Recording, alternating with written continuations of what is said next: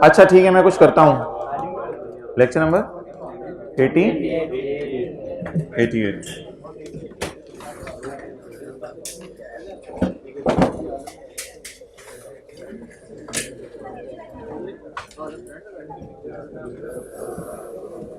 ये चेयर उधर रख दो। अच्छा मोहतरम,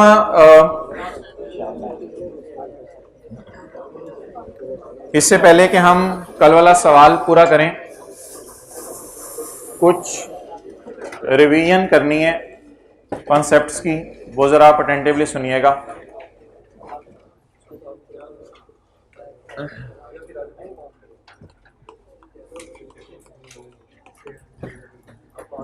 एक बंदा कहता है कि भाई चुप रहे ना। एक बंदा कहता है कि कंस्ट्रक्शन कॉस्ट है 100 रुपए। कंस्ट्रक्शन कॉस्ट है 100 रुपए। जी मोहतरम, व्यू नहीं आ रहा। अब आ गया? अब आ गया भाई? जी सर, अब आ गया। हाइब्रिड में भी नहीं आ रहा व्यू? अच्छा हाइब्रिड में नहीं आ रहा, उधर देख लें। पॉज कर दो अबू बकर। अच्छा भाई, कल वाला सवाल शुरू करते हैं। जो लास्ट क्लास में हमने किया था उसको रिज्यूम करते हैं। यहां तक मैंने आपके सामने नोट कर लिया। जो हजरात किसी वजह से कल नहीं आ सके, कोई इतनी ज्यादा बातें लिंक नहीं है, उनको भी इंशाल्लाह समझ आ जाएगी। कंस्ट्रक्शन कॉस्ट है 100 रुपया। ईंट बजरी सीमेंट इस्तेमाल हुई 100 रुपए की। लोन लिया, लोन पर इंटरेस्ट पे किया 5 रुपए, और लोन से जो पैसा बच गया उसकी इंटरेस्ट इनकम आई 1 रुपए। तो मुझे सारे डेटे की बुनियाद पे बता दें कि कैरिंग अमाउंट क्या होगी और टैक्स बेस क्या होगी। अकाउंटिंग वाले कहेंगे कि 4 रुपए इंटरेस्ट एक्सपेंस है, 5 माइनस 1। तो अकाउंटिंग वाले 100 में 4 डालेंगे, 104 पे शो करेंगे। टैक्स वाले 100 पर शो करेंगे। डन। इंटरेस्ट, ईंट खरीदी, पैसे पे किए, इंटरेस्ट पे किया, पैसे पे किए, इंटरेस्ट मिला, पैसे रिसीव किए। ये खोया, ये खोया और ये पाया। तो मुझे बता दें इंटरेस्ट नेट कितना पे किया। 4 को एसेट की कॉस्ट में डाल लो। ये कौन कहता है? और टैक्स वाले कहते हैं नहीं, ईंट बजरी सीमेंट का खर्चा ही होना चाहिए, इंटरेस्ट नहीं होना चाहिए। डन। लेकिन यार अगर मैं इसको ऐसे शो कर दूं तो is there any problem? No problem at all. 100 रुपए के बारे में तो इख्तलाफ ही नहीं है ना अकाउंटिंग और टैक्स वालों का। इख्तलाफ किसके बारे में है? बोरोइंग कॉस्ट के बारे में, इंटरेस्ट के बारे में। तो इसको 4 और 0 भी शो किया जा सकता है। लेकिन करंट टैक्स की वर्किंग में क्या करेंगे? ये तो डेफर्ड टैक्स की होगी ना।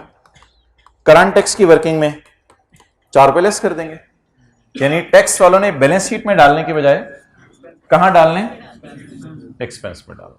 तो ये इसकी वर्किंग है। पहली बात मेरी मुकम्मल हो गई। And that was a revision of IAS 23 in IAS 12। Accounting वाले एसेट की कॉस्ट में डालते हैं इंटरेस्ट को, नेट इंटरेस्ट को, और टैक्स वाले इंटरेस्ट को अकाउंटिंग वाले एसेट की कॉस्ट में डालते हैं, टैक्स वाले खर्चे के तौर पे माइनस करने देते हैं करंट टैक्स में। अच्छा, सवाल तो लेमनेड वाला जल्दी भी खत्म हो सकता था। हम होली होली होली होली लगे हुए हैं इस वजह से कि उस सवाल में जो पिछले कॉन्सेप्ट्स हैं वो आ रहे हैं।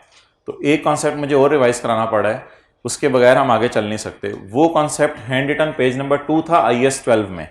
वो जरा मैं आपके सामने खोला है सारा सफ़ा। ये कभी ना कभी ज़िंदगी में आपकी नज़र से गुजरा होगा। चलें वैसे ही नज़र मार लेते हैं। कोई कंपनी है, उसका प्रॉफिट है 100 रुपया। ये सफ़ा आपके रजिस्टर में कहीं छुपा पड़ा होगा, अभी ढूंढने की जरूरत नहीं है। प्रॉफिट है 100 रुपया।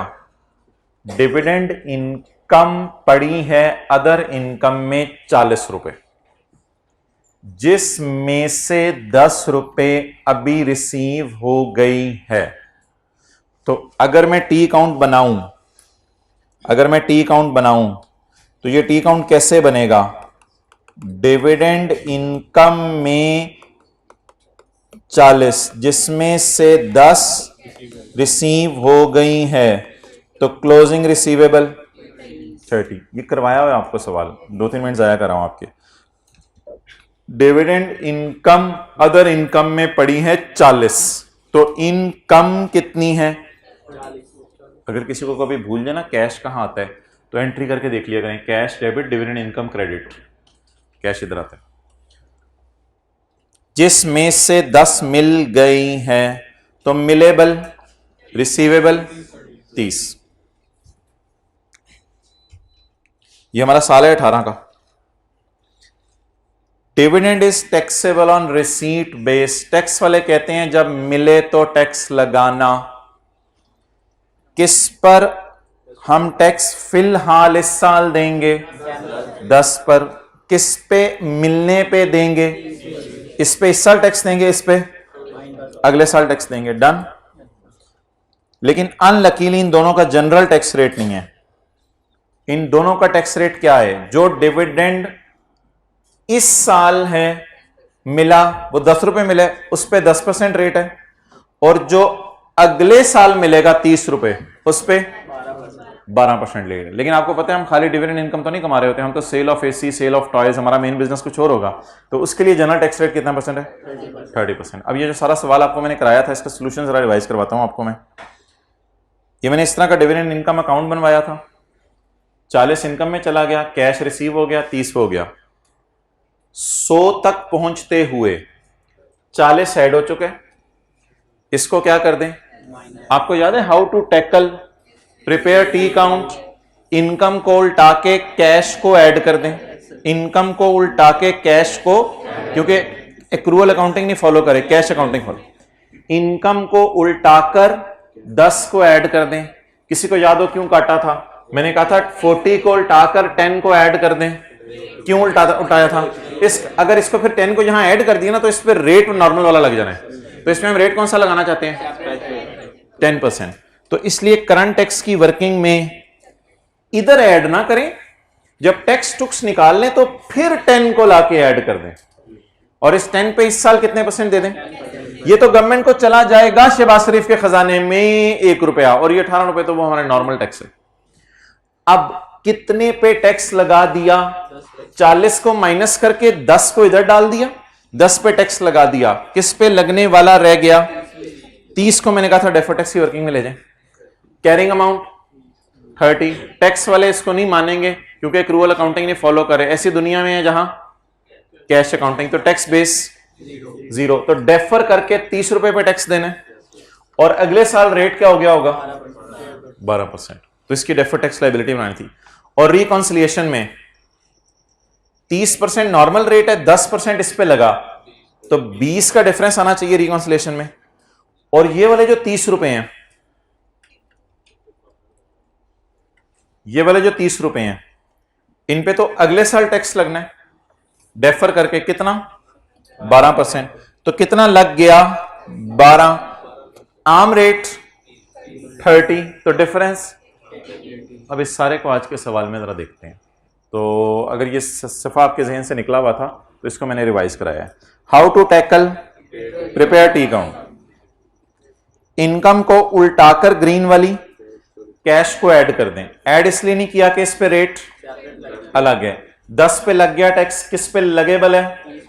30 को जाके डेफर टैक्स में लगा दें। अगर रेट 30 से डिफरेंट है जहां जहां, तो वहां वहां रिकॉन्सिलिएशन आउट होगी। चलें जी, किसको वो देखते हैं, वो देखते हैं। आप इधर आए सवाल पे, कल वाले पे वापस। फाइनल अकाउंट जी। करंट टैक्स के एंगल से हम चीजों को देख रहे थे, P&L के एंगल से मुकम्मल हो चुकी थी। करंट टैक्स के एंगल से चीजों को देखते हुए ये तो नहीं सोचना कि अकाउंटेंट ने क्या गलती की थी। ना ना ना ना ना, अकाउंटेंट की गलतियां अल्लाह का शुक्र है हम सही कर चुके। बैड एक्सपेंस उल्टा दें, बेटर रिटर्न ऑफ माइनस कर दें। डेट वाज डन यस्टरडे, वो मैंने नोट कर लिया आपके आने से पहले। इसमें क्या करें? 84 माइनस 16 कितना बना? 68। अभी 4 रुपए मैंने माइनस किए थे करंट टैक्स में, सुबह सुबह आते 4 रुपए माइनस किए थे करंट टैक्स में। 68 को क्या कर दें? माइनस कर दें। 68 को क्या कर दें? The borrowing cost is allowed as per tax rules, however as per accounting rules it is added in cost of asset. Asset गलत बात ना किया। नेक्स्ट, R&D की तो सांसी एडजस्टमेंट थी, जो काउंटिंग वालों ने किया था वो उल्टा दिया था, और टैक्स वाले क्या कह रहे थे 10 साल पे मोटाइज कर दो, ये डेट वाज वेरी इजी। अच्छा, tax depreciation already recorded accounting depreciation की बनिस्बत कितनी बढ़ गई है? 200 मिलियन। ये हमने 200 यहां शो कर दिया था। तो अगली बात, ये जो 0.5 है, इसमें आप मुझे बताएं कि अकाउंटिंग वालों ने कितनी डेप्रिसिएशन रिकॉर्ड करनी हुई थी? 75। लेकिन अकाउंटिंग वालों को कितनी करनी चाहिए थी? 100। क्या इस एडजस्टमेंट की कोई अकाउंटिंग डेप्रिसिएशन उल्टाने की जरूरत है? एक सवाल मैंने आप पे फेंका, जरा सोचने, क्या इस एडजस्टमेंट की कोई अकाउंटिंग डेप्रिसिएशन उल्टाने की जरूरत है? थोड़ा सा फोकस करके ना जरा 0.4 को एक दो दफा पढ़ें।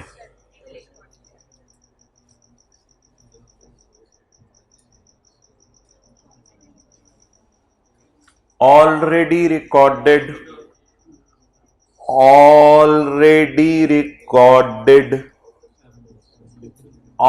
यार, सिर्फ ये डेप्रिसिएशन नहीं है, हमारे बिजनेस में बहुत सारी डेप्रिसिएशनें होंगी, उसमें एक ये भी है 100 रुपया। हमारी ऑफिस बिल्डिंग होगी या हजारों बिल्डिंग्स होंगी, हजारों बिल्डिंग होंगी, प्लांट होंगे, फर्नीचर होंगे, कंप्यूटर होंगे, लेकिन एक लाइन लिखी है उसने, कहते हैं मैं ऑलरेडी रिकॉर्डेड डेप्रिसिएशन का और टैक्स वालों डेप्रिसिएशन का डिफरेंस ले लिया है। यानी अकाउंटिंग वालों ने जो रिकॉर्ड कर दी हुई है और जो टैक्स वालों की बनती है, उनका डिफरेंस मैं आपको बता रहा हूं, वो कितने? 25। तो मुझे तो लग रहा है कि जिस वक्त इसने टैक्स वालों की डेप्रिसिएशन और अकाउंटिंग वालों की डेप्रिसिएशन को कंपेयर किया है, तो इसके सामने सिर्फ 75 की फिगर थी। कितने लोग एग्री करते हैं? जरा हाथ खड़ा कर दें। अकाउंटेंट ने कितनी डेप्रिसिएशन रिकॉर्ड की हुई है? 75। थोड़ी सी हल्की सी एडजस्टमेंट है, जरा थोड़ी सी एब्जॉर्ब करने वाली, करनी पड़ेगी एब्जॉर्ब। कोई का दुक्का ऐसी एडजस्टमेंट पेपर में आ जाती है, लेकिन कोई परेशान होने की जरूरत नहीं, but try to understand and focus. आ गई है तो मैं आपको समझा रहा हूं, आपकी दफा नहीं आनी, आपकी दफा कुछ और ही आनी है, ठीक है? तो वो अब आप मुझे बताएं, सवाल में जरा फोकस करके बताएं, टैक्स वालों की डेप्रिसिएशन अकाउंटिंग वालों की रिकॉर्डेड डेप्रिसिएशन से 200 ज्यादा है। इसका मतलब है जब अकाउंटिंग और टैक्स वालों की डेप्रिसिएशन वो देख रहा होगा तो उसके सामने फिगर कौन सी होगी? 75। लेकिन हमने तो 25 की और डेप्रिसिएशन डाल दी है, हमने तो 25 की और डेप्रिसिएशन डाल दी है। इसको भी क्या कर दें? तो मेरे ख्याल से 25 उल्टाना बनता है बजाय के पूरा 100 उल्टाएं, क्योंकि ऑलरेडी कितनी रिकॉर्डेड थी? 75। तो ये एक थोड़ी सी टफ सी एडजस्टमेंट थी, बाकी इंशाल्लाह के सवाल में आसान चीजें हैं। अकाउंटिंग डेप्रिसिएशन उल्टवा दें जी, कितनी? 25। 75 नहीं, 75 नहीं। How much was already recorded? What is original? How much is to be recorded by us? 25। तो इसका मतलब है जब उसने अकाउंटिंग और टैक्स वालों के डेप्रिसिएशन का डिफरेंस लिया होगा तो उसके सामने कौन सी वाली डेप्रिसिएशन होगी? 75। तो उसने अकाउंटिंग और टैक्स डेप्रिसिएशन का डिफरेंस लेके हमें एक फिगर बता दी, उसके सामने इसको 75 थी। इसका मतलब है 75, अल्लाह का शुक्र है, जो होना था वो हो गया है, 75 उलट चुकी है। अब मैं 100 को उल्टाऊं ताकि 175 उलट जाए। 75 उलट चुकी है ना, उलटनी चाहिए कितनी थी? 100। तो मैं कितनी उल्टा दूं? 25। तो इतनी टफ एडजस्टमेंट आती नहीं, ऐसी तो जरा बोंगी मारी थी उसने थोड़ी सी इस टाइम में। तो लीव इट, ऐसी चीज़ों को मैं कहता हूँ छोड़ दिया करें, लीव इट, आगे चलें, हमारे बेसिक कॉन्सेप्ट्स पे रहें। बेसिक कॉन्सेप्ट्स से हम मार्क्स लेते हैं ज़्यादा, तो इसलिए तो कहते हैं पूरे मार्क्स लेने सवाल में। अच्छा, वैसे कितने लोगों को समझ आ गई है बात? ऑलरेडी रिकॉर्डेड डेप्रिसिएशन और उसका डिफरेंस लिया था ना, तो टू बी रिकॉर्डेड कितनी है? टू बी रिकॉर्डेड नहीं, ये तो ओरिजिनल है यार, टू बी रिकॉर्डेड मैं पूछ रहा हूँ 25। 25 को उल्टा दें। Now everything is very easy, let's move next. ये एडजस्टमेंट अभी मैंने आपको रिवाइज करा दिया। Capital gain is exempt from tax. Capital gain is exempt from tax. कितने कैपिटल गेन? कितने हैं? 50। It is exempt from tax. तो ये तो मुफ्त के नंबर होते हैं, आपको पता है पेपर में। Capital gain is exempt from tax. क्या कर दूं? लेस कैपिटल गेन जी कितना? 50। रिवाइज हो रहा है IAS 12। Capital gain is exempt from tax. इसको मैंने लाल से क्यों लिखा है? नहीं, ये रिकॉन्सिलिएशन में जाना है, रिकॉन्सिलिएशन में जाना है, क्योंकि ये परमानेंट डिफरेंस है, टेम्परेरी डिफरेंस नहीं है। और ये एडजस्टमेंट यार अल्लाह का शुक्र है मैंने भी आपको करवा दिया है। Dividend was taxable on receipt basis इस साल, लेकिन अगले साल से डिविडेंड 20% पे टैक्स लगेगा। इस साल कितना लगेगा और अगले साल 20। क्या कोई माई का लाल यानी अच्छा बच्चा मुझे इस डेटे को सामने रखते हुए डिविडेंड का टी काउंट बना के दे सकता है? बनाएं, ट्राई करें जरा डिविडेंड का टी काउंट। नहीं 40 नहीं आएगा, गलत बात कर रहे हो। अकाउंट बनाए बगैर फिर बोंगी मारे हो। अकाउंट बनाएं, अकाउंट। कैश तो नहीं गिवन ना, अभी जो गिवन है वो तो लिखो ना। ये क्या चीज है, मिला या इनकम? ये P&L टाइप चीज है, तो ये P&L टाइप चीज है। और ऊपर क्या है, रिसीवेबल। अब जरा टी काउंट बनाने की कोशिश करें। Working number 6। बोलें जी, बोलें। डिविडेंड इनकम किधर है? ये बैठा होता है इधर भाई, हद होती है वैसे जी। डिविडेंड इनकम का क्या मतलब है, P&L या कैश? P&L। तो P&L वाली फिगर रिसीवेबल, क्लोजिंग रिसीवेबल 10, तो डिफरेंस क्या आ रहा है 20 का। इस 20 को मैं क्या कहूं, कैश रिसीव। तो मिला कितना, मिलेबल 10। तो ट्रायल से हमने इनकम उठा ली और ट्रायल से हमने रिसीवेबल उठा लिया, तो बैलेंसिंग क्या आ गया, रिसीव। यानी कि ट्रायल का मुंह कह रहा है 30 इनकम है और 10 नहीं मिला। ट्रायल का मुंह कह रहा है 30 इनकम है और 10 नहीं मिला, तो 20 क्या है, 20 क्या है फिर? और यार डेटर और सेल भी यही होती हैं, डेटर और सेल भी यही होती हैं। सेल है 2500, डेटर कितने हैं? सेल है 2500, डेटर है 1200, तो व्हाट डज इट मीन कि बाकी 1300? सिंपल सी बात। अच्छा, बहरहाल दैट इज डिविडेंड इनकम। अच्छा जी, अब सवाल क्या कह रहे हैं जी, जरा बताएं जल्दी।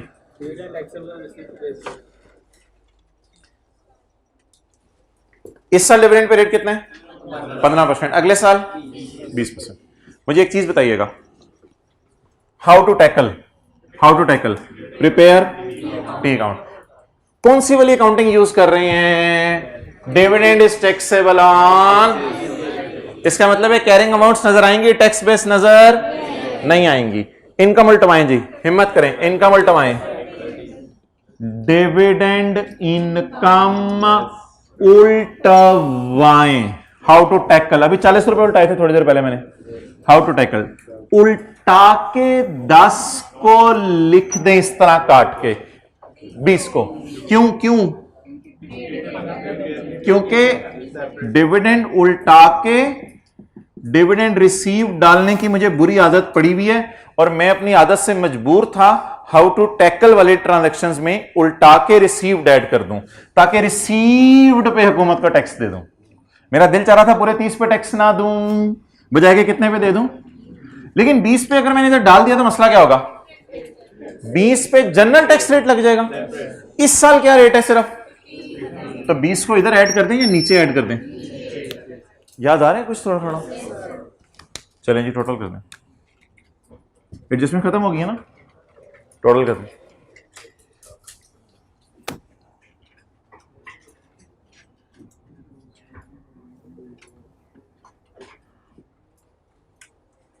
टोटल्स करें यार, कल तक कर दें।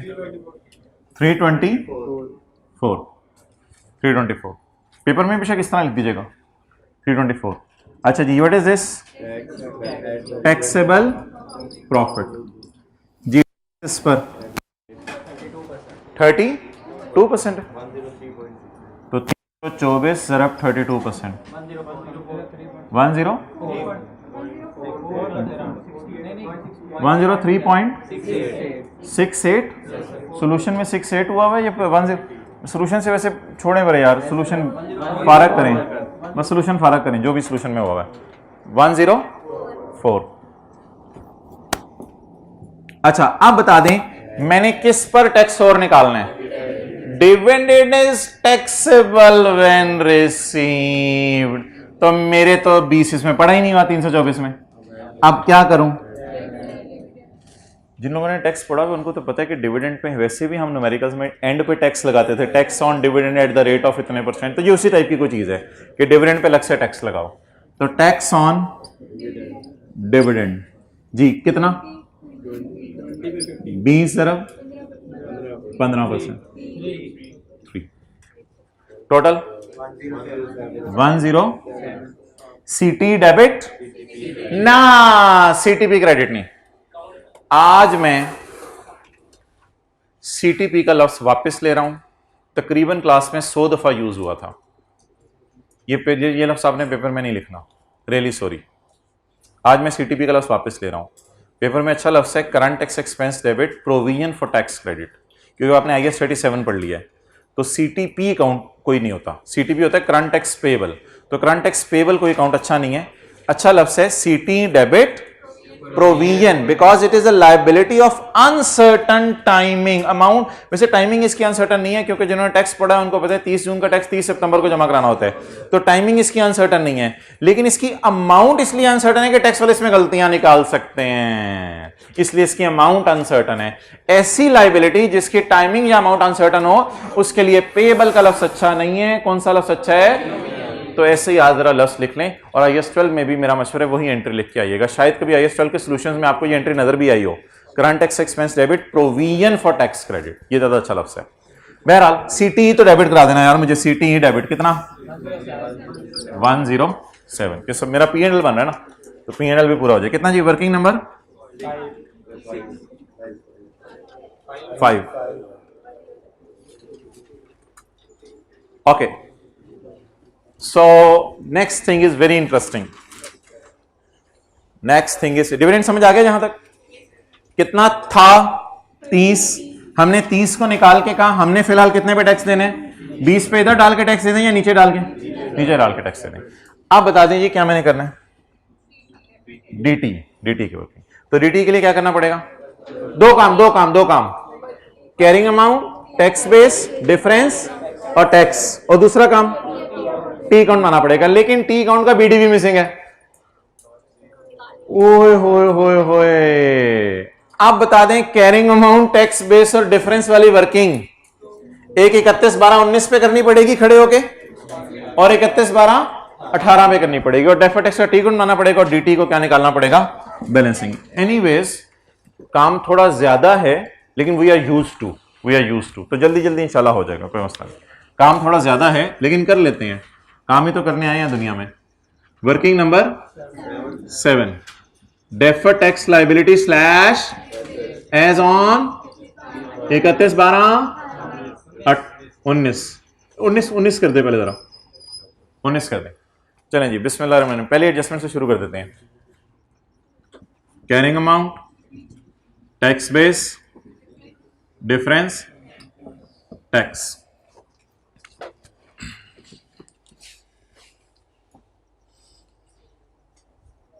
जी मोहतरम, कर लिया नोट? ये करें फिर मैं शुरू करूं। पहली एडजस्टमेंट पढ़े जी। प्रोविजन फॉर डाउटफुल डेट की है भाईजान, प्रोविजन डाउटफुल डेट की है। मुझे बताएं डेटर का कैरी डाउन में से प्रोविजन माइनस करके चलूं? एक दफा मैंने आपको ये तरीका भी बताया हुआ है, या प्रोविजन का कैरी डाउन ले लूं? प्रोविजन का कैरी डाउन ले लेता हूं, बस इसी पे चल लेते हैं। प्रोविजन का कैरी डाउन ले लेते हैं। तो बता दें जी प्रोविजन की carrying amount as on 58। Tax वाले प्रोविजन को नहीं मानते, टैक्स बेस क्या आ गई? 0।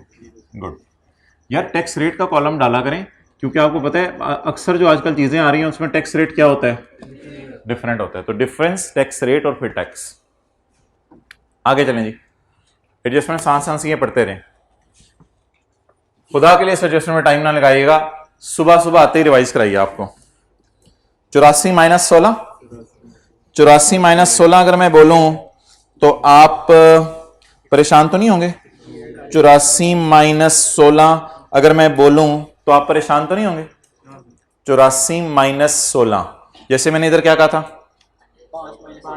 5 - 1, 4 को काउंटिंग वाले एसेट में डाल देते हैं। टैक्स वाले कहते हैं एसेट में डालने की बजाय खर्चे में डाल दो। क्लियर?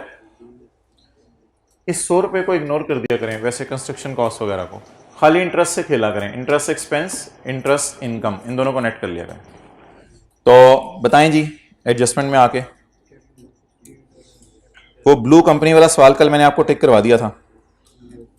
तो 84 माइनस, मेरा मशवरा इससे ना खेलें, CWIP जो पड़ा हुआ है किधर है, इसमें ईंट बजरी सीमेंट वगैरह पड़ा होगा, उसको छोड़ें। और जिस वक्त अल्लाह का शुक्र है करंट और डेफर्ड टैक्स की वर्किंग करें तो कभी नहीं सोचना कि अकाउंटेंट ने क्या गलत किया है, बस जो सही सही काम है वो करें जी। इस 84 माइनस 16 को अकाउंटिंग वालों ने कहां डाला होगा? एसेट के अंदर।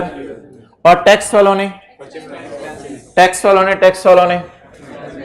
तो इस 68 को मैं यहां लिख देता हूं CWIP में। खाली मैंने इंटरेस्ट लिया, CWIP का बैलेंस ट्रायल के फेस पे इग्नोर कर दिया। चीजें आसान रखा करें। रिवाइज हो रहा है थोड़ा थोड़ा? ओके, आगे चलें। तीसरी एडजस्टमेंट, यार खुदा के लिए ये तो कर दें, अकाउंटिंग वालों का इंटेंजिबल बता दें और टैक्स वालों का इंटेंजिबल बता दें। ये कल का मैंने निकाल के रखा हुआ है अकाउंटिंग वालों का इंटेंजिबल। अकाउंटिंग वालों का इंटेंजिबल, इंटेंजिबल एसेट कितना? 116। टैक्स वालों का इंटेंजिबल, वो मैंने कल बताया था लेकिन मैं रिवाइज कराता हूं आपको। यार ये बोंगों की बोंगी सुने, बोंगे कह रहे हैं R&D को डेप्रिशिएट करो। इसका मतलब है ये ना R&D, इस R&D में पड़े हुए R और D दोनों को एसेट मान रहे हैं, तो इनकी नजर में शायद सारा ही एसेट है, हमें क्या। तो R&D एक एसेट टाइप चीज हो गई। कितने रुपए? ये जो माइनस बोनस है ना, ये ना देखा करें। अब अल्लाह का शुक्र है सही फिगर बस हमने ऐसे उठानी है। 180। What is cost as per tax rules? 180, क्योंकि टैक्स वाले शायद रिसर्च एंड डेवलपमेंट को अलग अलग नहीं कर रहे। R&D is to B depreciated का क्या मतलब है? Both R&D are fixed asset उनकी नजर में, तो R&D are to be depreciated. अच्छा जी, 180 माइनस 1 साल या 2 साल या 3 साल रिडक्शन माइनस करूं। इस साल फिलहाल मुझे सिर्फ 1 साल की माइनस कराने दें, अगला साल आया तो 2 साल की, उससे अगला साल पेपर में आया तो फिलहाल सिर्फ 1 साल की रिडक्शन माइनस कराने दें। कितना? 80, 162। अच्छा ये वर्किंग ना सोल्यूशन में हुई नहीं हुई, ये वर्किंग आपको करनी पड़ेगी, ये वर्किंग सोल्यूशन में हुई नहीं हुई। अच्छा 180 माइनस 18, डन। चलें जी आगे, अगली एडजस्टमेंट।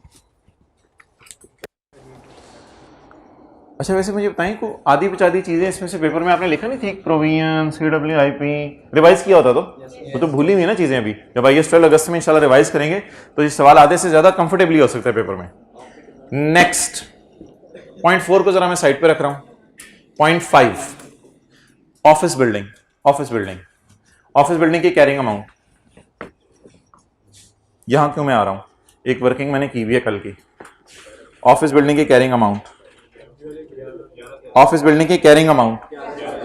1100।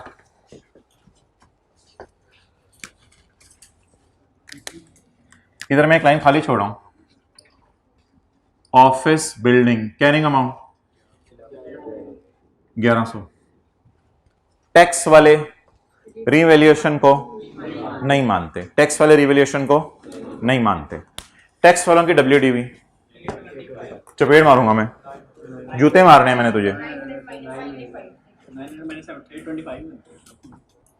ओ यार खुदा के लिए, ये अकाउंटिंग वालों की गलत डेप्रिसिएशन है और ये अकाउंटिंग वालों की सही डेप्रिसिएशन है। आप अकाउंटिंग वालों की डेप्रिसिएशन क्यों माइनस करवा रहे हैं मुझे? मैं कह रहा हूं टैक्स वालों की BV बताएं। क्या कैसे पता चलेगी? पता नहीं चल सकती है यार, मैं क्या करूं, मैं नहीं पता चला सकता। टैक्स वालों की BV आप जितना मर्जी जान मार ले, नहीं पता चल सकती। क्यों नहीं पता चल सकती टैक्स वालों की BV? आपको पता है ये अकाउंटिंग वालों की BV है। Office building had a net book value of 931 December 18 with remaining life of 12 years. ये किनकी BV है? अकाउंटिंग वालों की। ऑब्वियसली जब तक सवाल बताना दे तो अकाउंटिंग का डेटा दिया होता है ना, ये अकाउंटिंग वालों की BV है। अब आप अकाउंटिंग वालों की BV पकड़ के कुछ लोग उसमें से अकाउंटिंग वालों की कोई डेप्रिसिएशन माइनस करके टैक्स वालों की BV निकाल रहे हैं। ये कौन सी BV है? ये पता नहीं, ये आसमान से बीवी आई है भाईजान, ये अकाउंटिंग वालों की बीवी है। इस साल टैक्स वालों ने कितना डेप्रिशिएट किया इस ऑफिस बिल्डिंग को? ओहो, ये तो सारे एसेट्स की 200 है ना, इससे तरह कंपेयर करें, नहीं पता चला ना। चलें जी, डेडलॉक क्रिएट होना शुरू हो गया, गेम ऑन होने लगी है, डेडलॉक क्रिएट होना शुरू हो गया, हम फंस चुके हैं, हम फंस चुके हैं। अब कोई ऊपर से फरिश्ते ही आएंगे पेपर में। आगे चलें, आगे चलें, आगे चलें। ये कितनी थी? 1100। चलें जी आगे। Dividend dividend dividend dividend 10, excellent. आपको पता है बैलेंस शीट में 10 जाएगा। बैलेंस शीट में डिविडेंड क्या जाएगा? रिसीवे 20 पे दे दिया, 10 पे डेफर करके देंगे अगले साल जी। इस टैक्स वाले कौन सी अकाउंटिंग फॉलो करें? कैश अकाउंटिंग फॉलो करें। डन।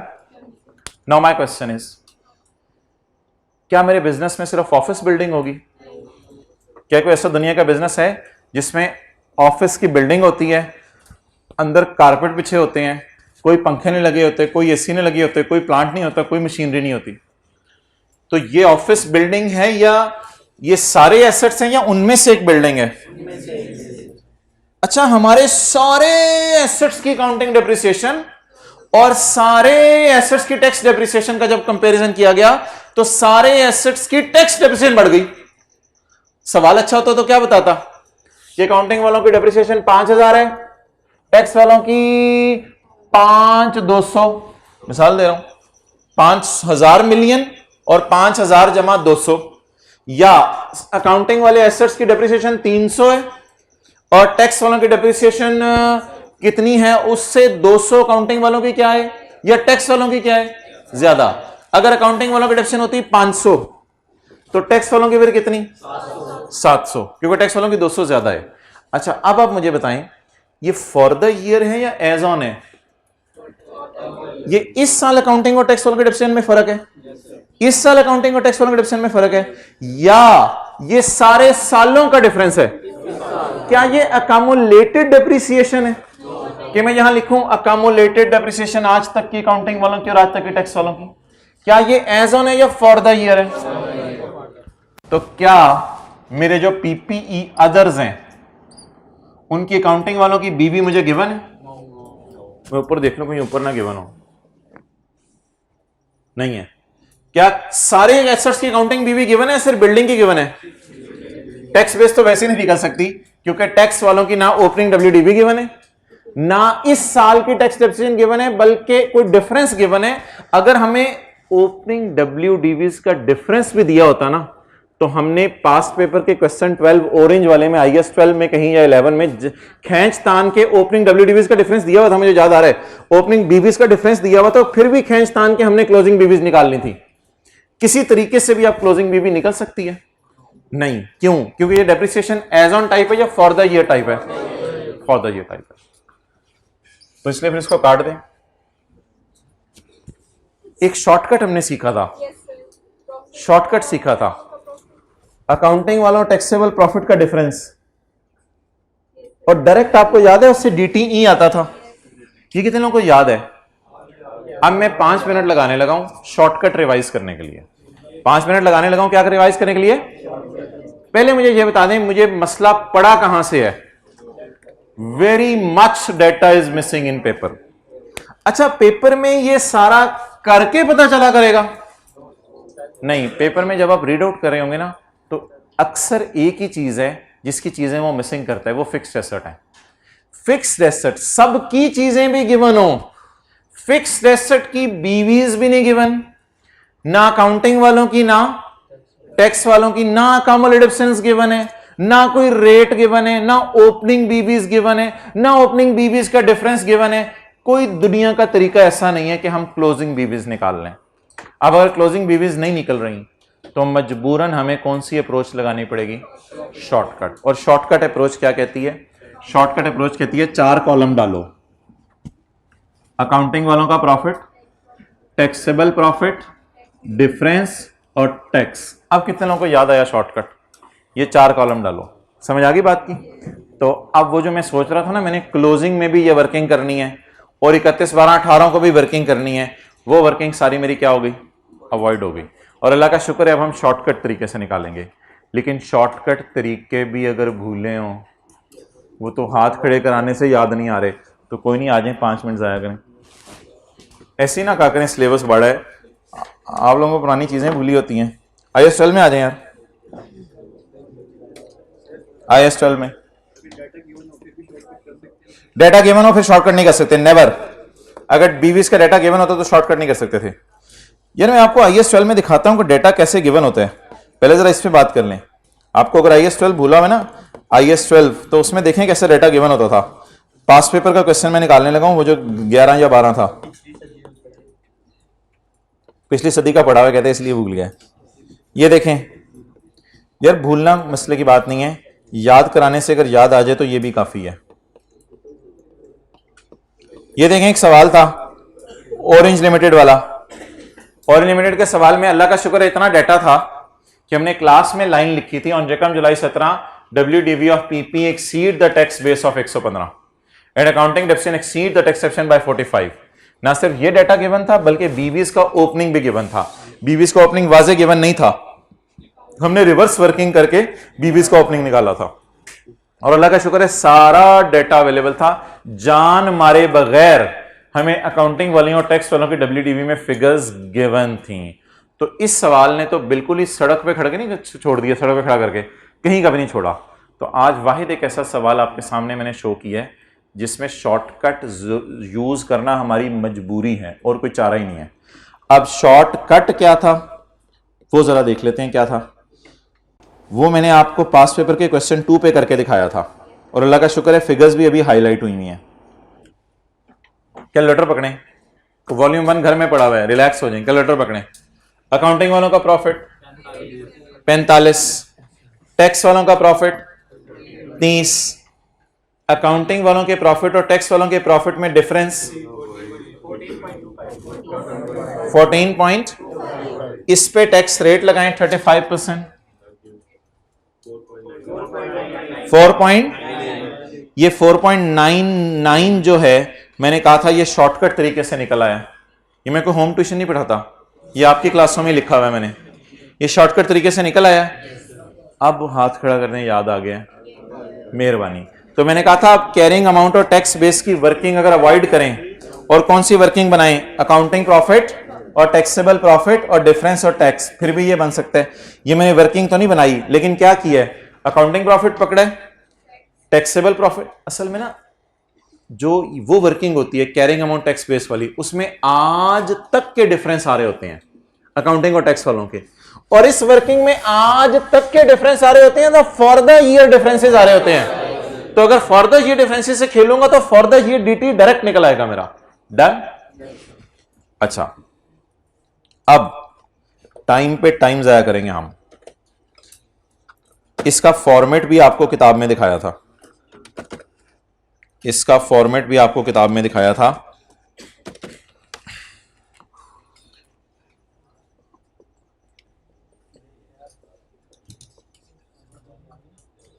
चलो अल्लाह का शुक्र है IAS 12 रिवाइज हो गया।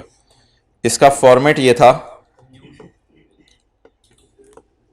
किताब में पेज नंबर 262 पर वॉल्यूम 1 में डेफर्ड टैक्स की अप्रोचेस, बैलेंस शीट अप्रोच जिसमें हम कैरिंग अमाउंट और टैक्स बेस को कंपेयर करते हैं, और इनकम स्टेटमेंट अप्रोच जिसमें हम एडजस्टेड अकाउंटिंग प्रॉफिट और टैक्सेबल प्रॉफिट को कंपेयर करते हैं।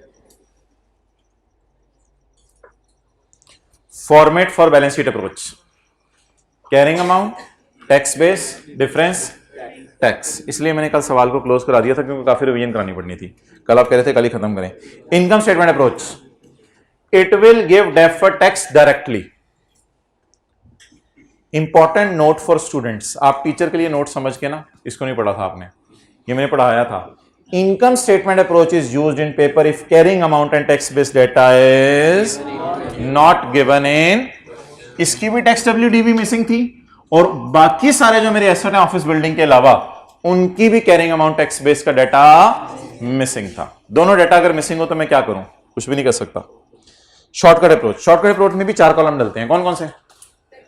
अकाउंटिंग वालों का इस साल का प्रॉफिट, टैक्स वालों का इस साल का प्रॉफिट, इनका डिफरेंस, और अगर कभी ये ज्यादा हो या ये ज्यादा हो तो खर्चा बनता है या खर्चा उलटता है, इस पे भी बात हुई थी। अच्छा, लेकिन अकाउंटिंग वालों का प्रॉफिट एडजस्टेड उठाना था। एडजस्टेड कैसे उठाना था?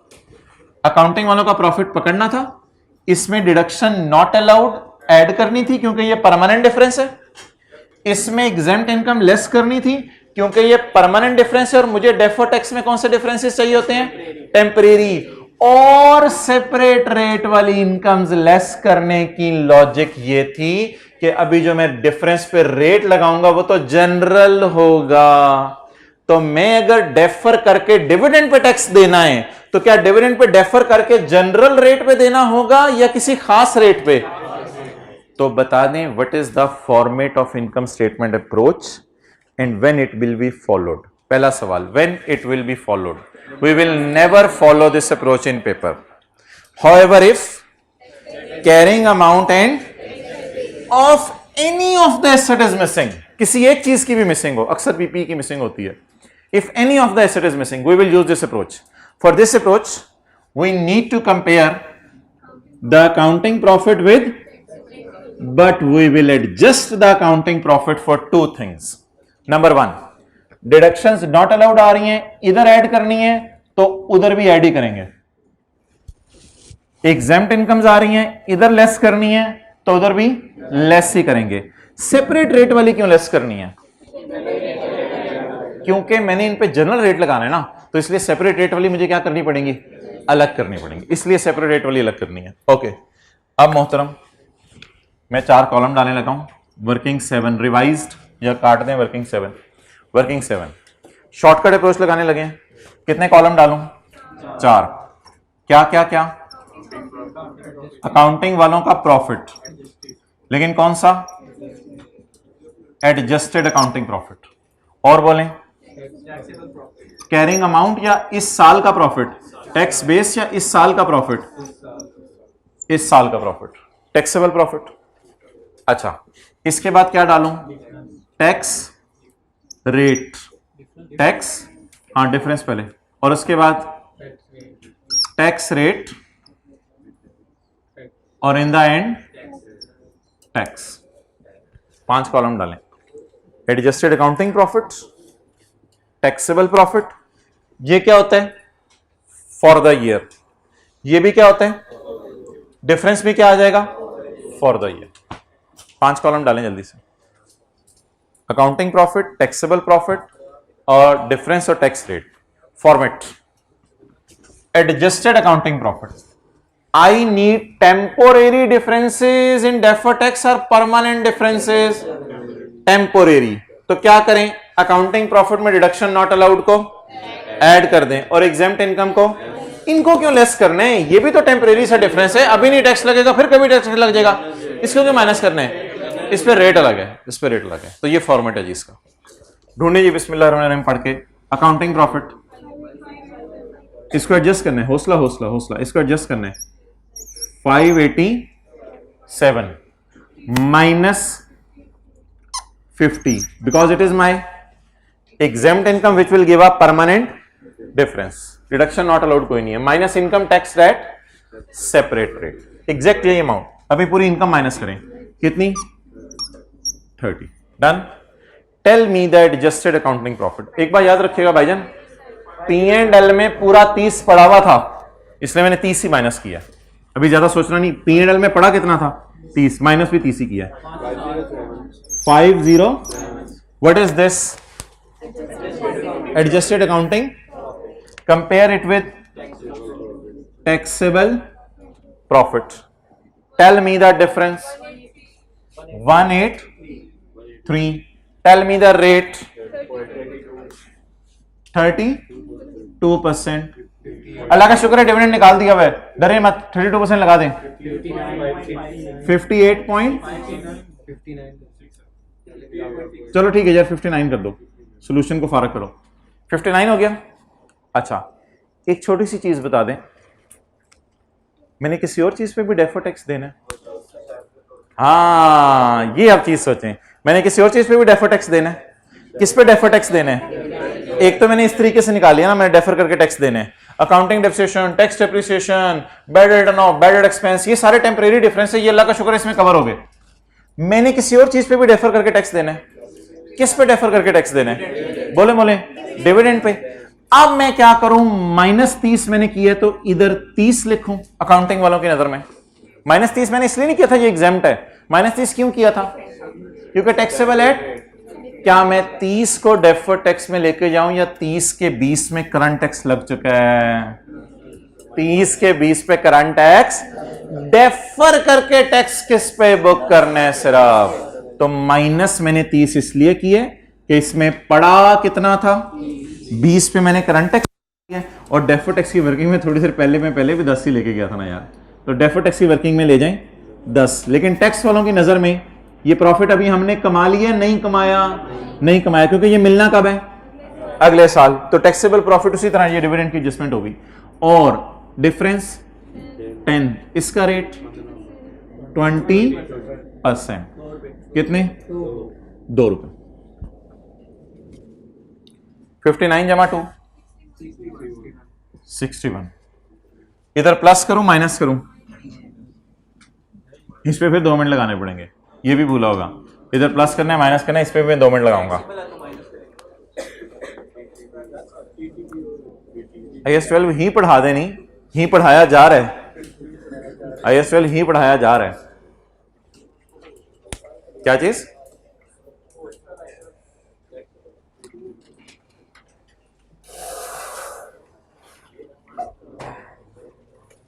अच्छा यार, एक मैं काम करता हूं, इधर देखें सारे, एक मैं काम करता हूं, इसको जरा मैं निकाल दूं, इसको मैं निकाल दूं। मेरे ख्याल से तो जो इतना काम भी पेपर में कराएगा और ये फिगर्स गलत होंगी, कम से कम एग्जामिनर उसको, अगर इस पूरी वर्किंग के उसने 2 मार्क्स रखे हुए, मेरे ख्याल से 1.5 दे देगा। बस एक गलती होगी ना, डिविडेंड ने लिखा। तो डू नॉट फील अनकंफर्टेबल जब पेपर में कभी कोई एक अजीब सी चीज पूछ ले। इस सवाल में मैं एक अजीब सी चीज इस 25 रुपए को कह रहा हूं, एक 25 रुपए अजीब सी चीज थी जो मेजोरिटी लोगों से नहीं हो पानी थी, नो प्रॉब्लम एट ऑल। लेकिन अगर कोई बैडेड एक्सपेंस ऐड करके रिटर्न ऑफ माइनस नहीं करा तो ही शुड बी पनिश्ड। हाँ, किसी से खुदा ना खासा ये अकाउंट गलत बन गया है, और लेकिन उसने यही वाली फिगर इधर लिख दी और ये वाली फिगर इधर लिख दी है, लेकिन फिगर्स गलत लिखी हैं, he will get marks may be 0.25 या 0.5 कट जाए यहां पे वर्किंग गलत करने का। तो there are very much easy marks जो इक्का दुक्का एडजस्टमेंट आया करें ना। मैंने आपको अक्सर कहा है पूरे सीए के लिए ये रूल बना ले, जब भी पूरे सवाल में कोई इक्का या दुक्का एडजस्टमेंट आपको थोड़ी सी मुश्किल लगे तो उसकी वजह से अपनी क्लास का रिमेनिंग आधा पौना घंटा इफेक्ट ना कराया करें, उसको बस पढ़ लिया, चलें आगे, घर जाके दोबारा दौड़ लगा लेंगे इस पर, ठीक है। और ये वो है जो पिछलों के साथ हुआ था, आपके साथ कुछ और होगा, ठीक है। तो इसलिए वो परेशान होने के लिए 70-80% सवाल अल्लाह का शुक्र हो जाते हैं। तो फीलिंग रिलैक्स नाउ। चलें थोड़ी थोड़ी अब लॉजिक दोबारा सुन लें। फिर अकाउंटिंग प्रॉफिट और टैक्सेबल प्रॉफिट का डिफरेंस कब लिया करना है? जब कैरिंग अमाउंट टैक्स बेस का डाटा मिसिंग हो। इसमें से परमानेंट डिफरेंसेस क्यों निकालने हैं? क्योंकि मुझे कौन से डिफरेंसेस चाहिए? टेम्परेरी। लेकिन सेपरेट रेट वाली क्यों निकालनी है? इसमें सेपरेट रेट लगना है। अच्छा, सेपरेट रेट निकाल के पूरी क्यों नहीं 30 मैंने डाली? अगर यहां 30 होता और यहां 0 होता और यहां 30 होता फिर तो मसला ही नहीं था। लेकिन अब मुझे बताएं, मैंने डिविडेंड पे डेफर करके कितना टैक्स देना है? 10। 30 में से 20 पे टैक्स लग चुके, 10 पे लगेगा। ये टैक्स वालों की नजर में अभी नहीं कमाया, ये टैक्स वालों की नजर में अभी नहीं कमाया, तो 10 फिर कभी कमा लेंगे। इस पे कितना टैक्स देंगे डेफर करके? 20%। जवाब 2 61। अभी ये एक्सपेंस बुक करने या उल्टाने, इसकी लॉजिक मुझे ये बता दें। ये आपको नजर आ रहे हैं अकाउंटिंग वालों के प्रॉफिट, और ये नजर आ रहे हैं किनके प्रॉफिट? टैक्स वालों के प्रॉफिट। ये किसके प्रॉफिट नजर आ रहे हैं बोले? अकाउंटिंग वालों के, और ये टैक्स वालों के। इसमें मैंने आपको तो रट्टा लगवाया था, अगर अकाउंटिंग वालों के प्रॉफिट टैक्स वालों के प्रॉफिट से बढ़ जाएं तो खर्चा बुक करने, और अगर अकाउंटिंग वालों के प्रॉफिट टैक्स वालों के प्रॉफिट से कम हो जाएं तो खर्चा उल्टाना है। लेकिन जरा लॉजिक रिवाइज कर लें, अगर पेपर में भूल जाए। 100 सवाल होमवर्क में मिले, 80 कर लिए। 100 सवाल होमवर्क में मिले, 80 कर लिए। तो बता दें लायबल फील करते हुए सोए या एंटाइटल्ड? लायबल फील करते हुए, तो खर्चा डेबिट लायबिलिटी क्रेडिट, खर्चा डेबिट लायबिलिटी क्रेडिट। और अगर 100 सवाल होमवर्क में मिले और 102 करके सो गए तो 2 अगले दिन के भी कर लिए, तो लायबल फील करें या एंटाइटल्ड? एंटाइटल्ड की एंट्री एसेट डेबिट, नहीं लायबिलिटी छोड़ें, एसेट बोल दें, एसेट डेबिट। लेकिन एसेट लायबिलिटी नहीं, दूसरा इफेक्ट बताएं किसको जाएगा? खर्चा कम होगा, खर्चा कम होगा। अब दोनों को अलग अलग इस तरह सोच लो। कितने सवाल होमवर्क में मिले? 507। मैंने सिर्फ कितने किए? मेरे से तो यही उम्मीद थी, आप लोगों से पता नहीं क्या हो। 507 सवाल होमवर्क में मिले, मैंने कितने किए? बाकी के लिए क्या फील करूं? लायबल। कितने सवाल होमवर्क में मिले, कितने किए, कितने फिर कभी करने पड़ेंगे? 10। इसके लिए भी क्या फील करूं? तो दोनों की एंट्री लायबिलिटी की बनेगी। तो लायबिलिटी अगर बुक करनी हो तो लायबिलिटी क्रेडिट, तो एक्सपेंस डेबिट। ये कितने लोगों को अब याद आ गया? तो अल्लाह का शुक्र है, चलें थोड़ा थोड़ा फायदा हो रहा है। इसलिए डीटीई डेबिट कितने से? 61 से। अल्हम्दुलिल्लाह। पैट निकाल दें। एक बार सजेशन जी बताइएगा, ये सवाल अगर क्लास में ना होता, वैसे तो फाइनल अकाउंट हमने करना था, जब फाइनल अकाउंट आप कर लेते, ये सवाल क्लास में ना होता तो कितने लोग आधा सवाल करके आ सकते थे? सारा ही, आधे से ज्यादा लोग कह रहे हैं करके आ सकते। Well done. चलें जी पैट बता दें। पैट 41। अच्छा टीसीआई निकाल के आया करें या ना निकाल के आया करें? निकाल के आया करें। TC total comprehensive income 623।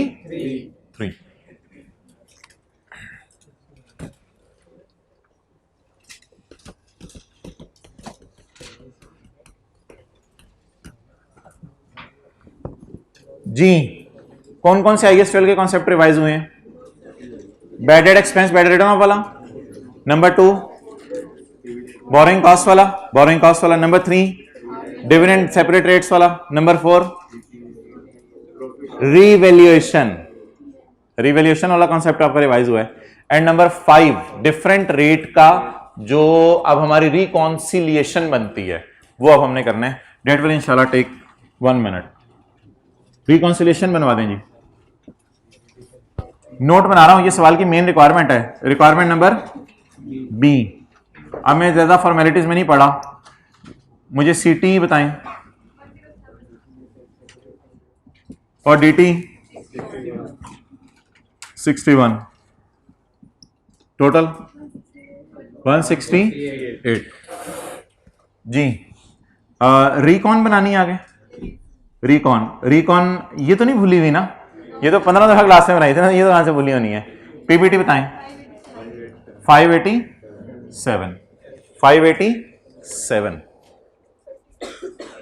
587 पे डबल अंडरलाइन, टैक्स रेट 30। मोहतरम आपके हाथ और टांगे कांप नहीं रही कि 587 पे आप 32% लगाने लगे हैं, हालांकि 587 में एग्जेम्प्ट इनकम भी पड़ी है और 587 में ऐसा डिविडेंड भी पड़ा है जिस पर आपने 15% टैक्स देना है और ऐसा डिविडेंड भी पड़ा है जिस पर आपने 20% टैक्स देना है। तो क्या आपकी लेग्स कांप नहीं रही कि मैं 587 पर डरते डरते 32% टैक्स लगा दूंगा?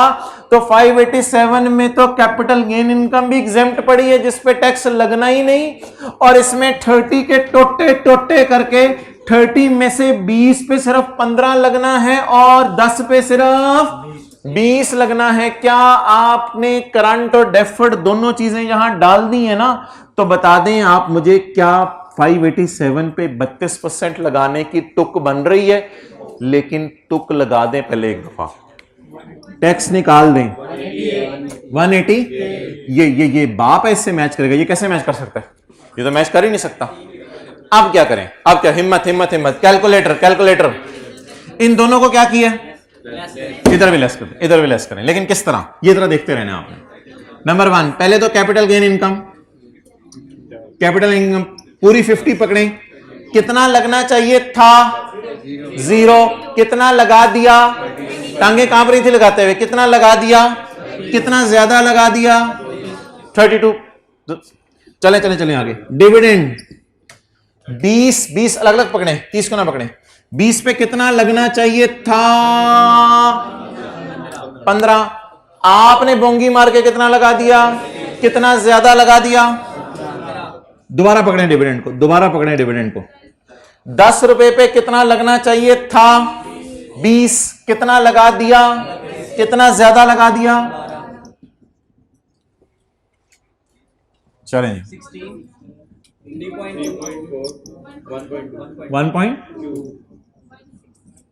168, एक्सेलेंट। ये मैं अपने आप को दे रहा हूं 168। तो रिकॉन्सिलिएशन क्या करके जी, ये कितने लोगों को याद थी ये वाली एडजस्टमेंट्स। शुक्र है यार, थोड़ा सा हौसला हो जाता है जरा आपके हाथ खड़े होते ना। ये जब मैंने कहा था ये कॉलम, ये पता नहीं क्यों आपको भूले हुए थे। अच्छा, अब एक काम करें मेरी रिक्वेस्ट पे, इस सवाल को जरा गले लगाएं। किताब पकड़ें, किताब पकड़ें भाईजान, किताब पकड़ें उस क्लास में, इस सवाल को गले लगाएं, लगाई रखें टिल फर्दर ऑर्डर्स। ईद वाले दिन भी इंशाल्लाह सुबह एक दफा ये सवाल कर लीजिएगा, सुबह सुबह। लेकिन मेरे जहन में वैसे ये आ रहा था कि आपको मैं वो जो डीकमीशनिंग का होमवर्क आज नहीं दे रहा, तो ये वाला सवाल आप एक दफा होमवर्क में कर लें। तो डीकमीशनिंग का सवाल इंशाल्लाह फिर 2 सवाल कल होमवर्क में कर लेंगे, तो इसलिए ये वाला सवाल आज आप कर लें। तो लिख लें घर में भी तुम, लेमनेड के ऊपर लिख लें, क्लास में भी तुम, घर में भी तुम, दिल में भी तुम, मिंट लेमनेड।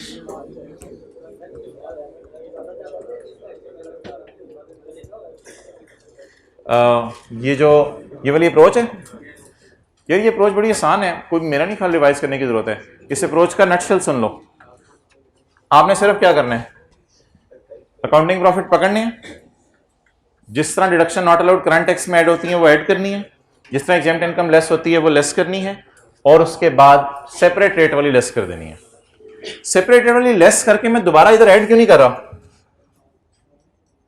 क्योंकि 30 में से 20 पे तो दे दिया, मैं डेफर्ड टैक्स निकालना चाह रहा हूं, तो कितने पर देना है, बस ये सादा सी वर्किंग है। तो ये किया कब करेंगे, किया कब करेंगे, जब दिल चाह रहा हो। नहीं, जब कैरिंग अमाउंट और टैक्स बेस का डाटा सबका मिसिंग हो या किसी एक का भी मिसिंग हो, किसी एक का भी मिसिंग हो, तो मजबूरन हमें ये अप्रोच लगानी पड़ेगी।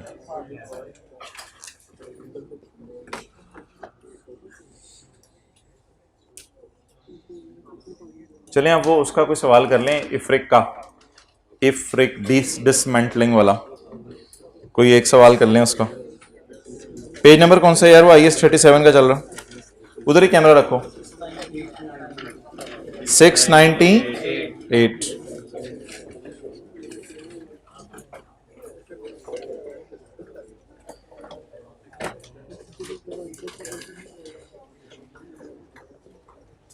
भाईजान ये चीजें मैं आपको फाइनल अकाउंट आने पे भी करवा सकता था, पहले क्यों करवाई हैं, ताकि ईद के दिनों में आप IS 12 को टाइम दें। ब्रादराना मशवरा सुन लें, टिकटें कैंसिल करा दें। मैं सीरियसली बता रहा हूं यार, ये फिर मौके बार बार नहीं आने यार। ऐसे ऐसे लोग आपको मिलेंगे 3-3 साल से बाहर के मुल्क हैं, ईद नहीं की घर में, वीडियो कॉल हो जाती है तो घर वाले भी देख लेते हैं। ज्यादा हो घर वालों को बुला लें इधर, सब सारे आ जाएं, क्या हो थोड़ा सा खर्चा हो जाएगा ना। एक साहब थे CA फाइनल की क्लासें, वो किसी आउट स्टेशन में उनको भेज दिया, तो वो हर सैटरडे संडे को बाहर आते थे और बाहर चले जाते थे। तो एंड पे उन्होंने आके कहा सर मेरा कोई लाख रुपया खर्चा हुआ है इस पूरे सेशन में, लेकिन अल्लाह का शुक्र है मेरा पेपर पास हो गया। तो लोग तो करोड़ों खर्च देते हैं, तो आपसे तो मैं सिर्फ 1000-1200 की टिकट रिफंड मांगने को कह रहा हूँ, नहीं मिलती तो कोई मसला नहीं, खैर है क्या हुआ। तो यार कुर्बानी कर दें थोड़ी सी इस दफा, कुर्बानी से पहले कुर्बानी कर दें, कैंसिल करा दें टिकटें, कैंसिल करा दें। सितंबर में इंशाल्लाह घर में जाके चांद खिले आपका। घर वाले कह रहे हैं नहीं आया कर। अच्छा यार, एक दो दिन ना तो आप जाके घर में सेट होने में लगा देते हैं। अच्छा चलो, फिर घर वाले वेलकम कर रहे हैं, ये हो रहा है वो हो रहा है।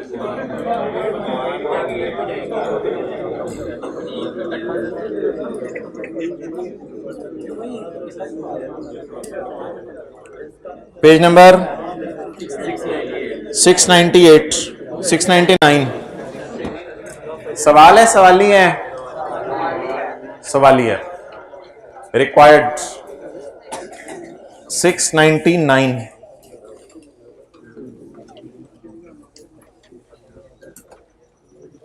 A company has installed an oil extraction plant। आज हम ये करेंगे, कल भी इसी जैसा सवाल और करेंगे, फिर कल और परसों लगा के 37 IS खत्म कर देंगे। मंगल और बुध और जुमेरात और जुमा IS 10 होगा। जुमेरात और जुमे को IS 10 होगा, वो 1 या 1.5 दिन का है, तो IS 10 37 ये मुकम्मल हो जाएगा। फिर a company has installed an oil extraction plant, other element information is under. It is purchased on 2 January 13 when the prevailing market based interest rate was 10%। तो what is date of purchase? Initial cost of plant was 230. It is estimated that site restoration would cost 140. तो what is the cost of asset? 230 या 230 जमा PV of 140। Useful life of the plant is 12 years। कितने साल बाद mental होना है?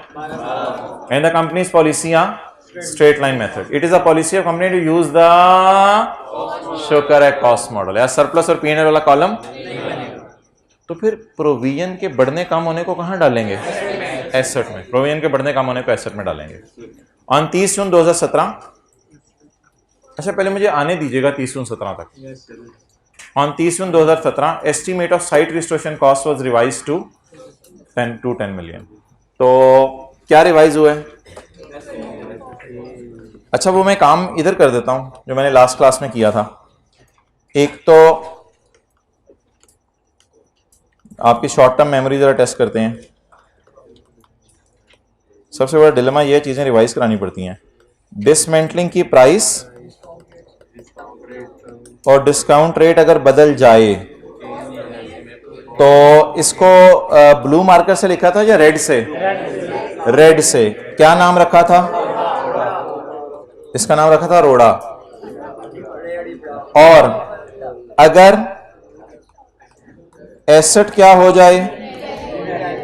Revalue हो जाए, तो इसका नाम क्या रखा था?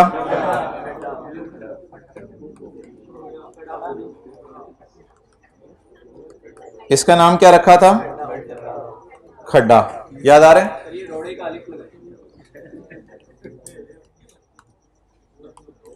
रेवड़ी। अच्छा अब आप मुझे ये बताएं कि अगर प्रोविजन में चेंज आए तो किस किस को छेड़ना था? P&L और सरप्लस को।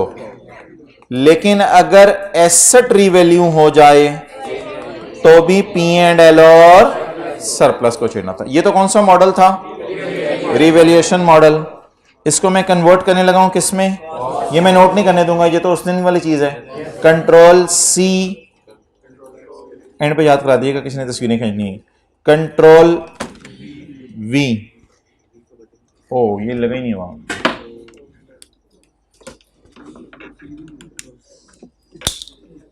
मैं भी कहूं छुरी क्यों नहीं फिर रही? Control V। ओहो ये टेक्स्ट की क्लास का आ गया। Control Z।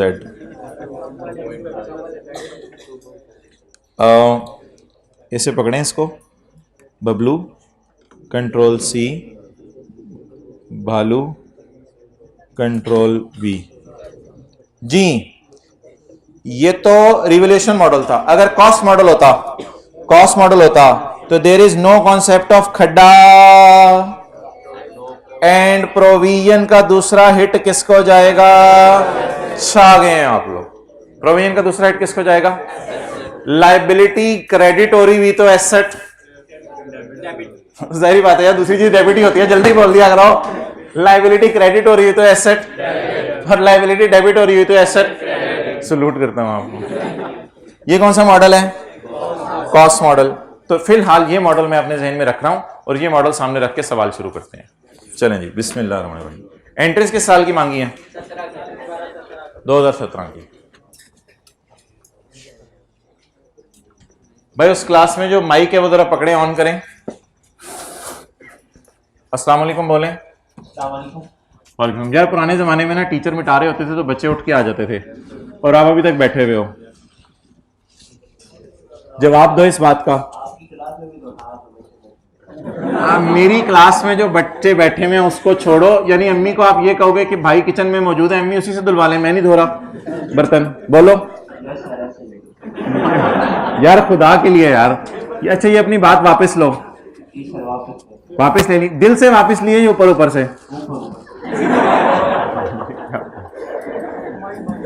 यार बाल, अच्छा इधर वाले इतने ढीठ हैं वो भी नहीं उठ रहे, अभी तक नहीं उठ रहे।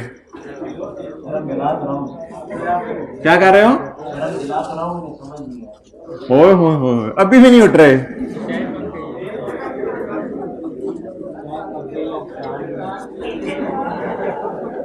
चलो चलें जी, rate of purchase.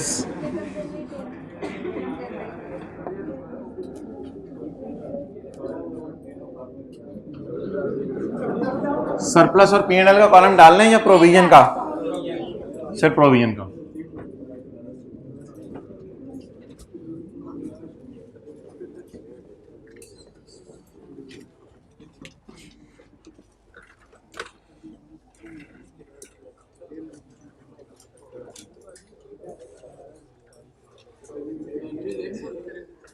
Ji question number 3।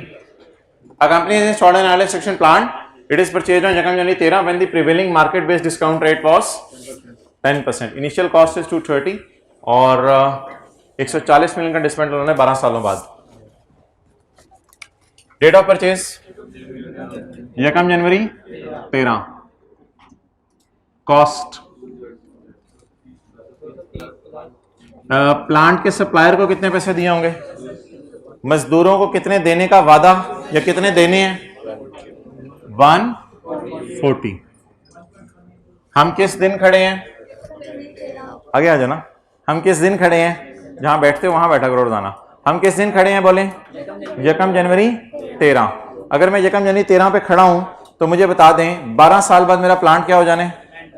Mental हो जाने। तो 1.1 रेज टू पावर 44 पॉइंट। मुझे फिर जनरल एंट्री में देख लेने थे मैंने क्या किया हुआ है। वो जनरल एंट्री की नहीं हुई बोली। 44.6। आप बता दें एसेट की कॉस्ट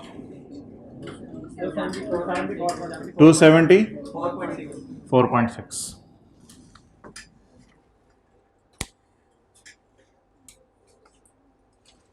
एंट्री बताएं। Asset debit 274.6, cash credit 230, provision credit 44.6।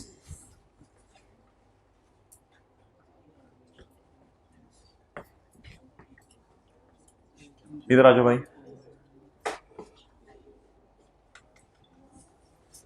यार एंट्रीज किस साल की मांगी है? 17 की। मैं कहां खड़ा हूं? 13 में। मसला कब आया है? 17 के मिड में। मसला कब आया? 17 के मिड में। गेम शुरू होने लगी है। मसला कब आया? 17 के मिड में। अब मैं क्या करूं? 13 में खड़ा हूं, इधर देखें 13 में खड़ा हूं। 31/12/13 पे डेप्रिसिएशन, फिर 31/12/14 पे डेप्रिसिएशन, फिर 31/12/15 पे डेप्रिसिएशन, फिर 31/12/16 पे डेप्रिसिएशन। 4 साल की डेप्रिसिएशन निकालूं या अब मुझे डिफरेंट डेट्स पे खड़े होके सोचना आ गया हुआ है?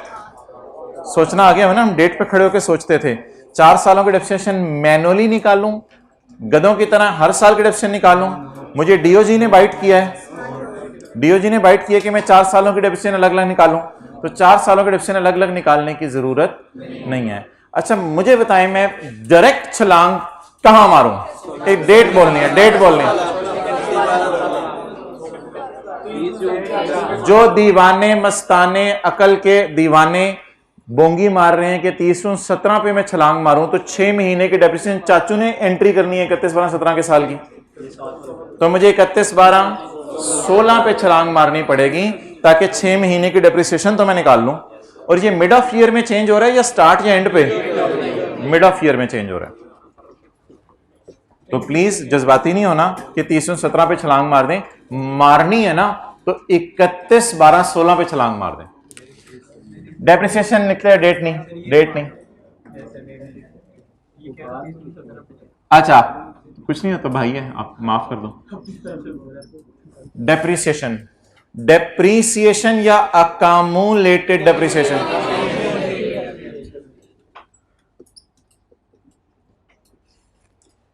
अच्छा जी, अभी डेट नहीं लिखनी। कॉस्ट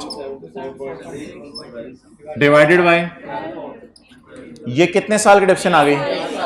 कॉस्ट को लाइफ से डिवाइड करें तो 1 साल की डेप्रिसिएशन। मेरा जो मैं डेप्रिसिएशन निकालना चाह रहा हूं वो 13 की, 14 की, 15 की और 16 की। कितने साल की? 4 साल की। भाईजान थोड़ा तकिया किया हुआ है आपने क्लास से, थोड़ा सा मुंह भी इधर कर लें और बॉडी भी जी। जरा 4 90 1.5, ये क्या आ गई? 4 सालों की अकामुलेटेड डेप्रिसिएशन। अब मुझे बता दें, मैं डेट्स लिख दूं? क्या लिखूं? अगर किसी को इस तरह पसंद है कि 1 जनवरी 13 से 31-12-16 तक की डेप्रिसिएशन, अगर कोई इस तरह लिखना चाह रहा है तो इट्स अप टू यू, ये आप है। बहरहाल 31-12-16 की नहीं, बीवी नहीं, मैंने कहा था बीवी को छोड़ दो, आप सीए करो। अच्छा बोलें 183.1। यार वो बैलेंस निकाले प्रोविजन का यहाँ खड़े होके 31-12-16 पे, तो फिर हम आगे चलते हैं।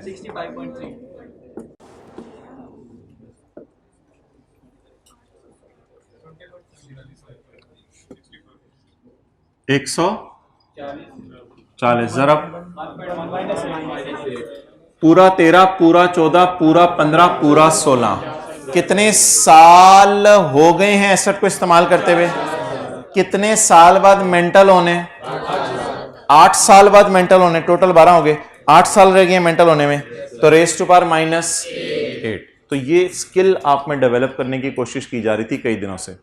रेस टू पावर -8 कितने लोगों ने किया है? उधर ऊपर वाली क्लास में नहीं हाथ खड़े हुए। Race to power -8, good. 1 point hybrid में नहीं हाथ खड़े हुए। आसिम शकूर हाथ खड़ा करो, बाकी भी 1.1 रेस टू पावर -8, 65.3।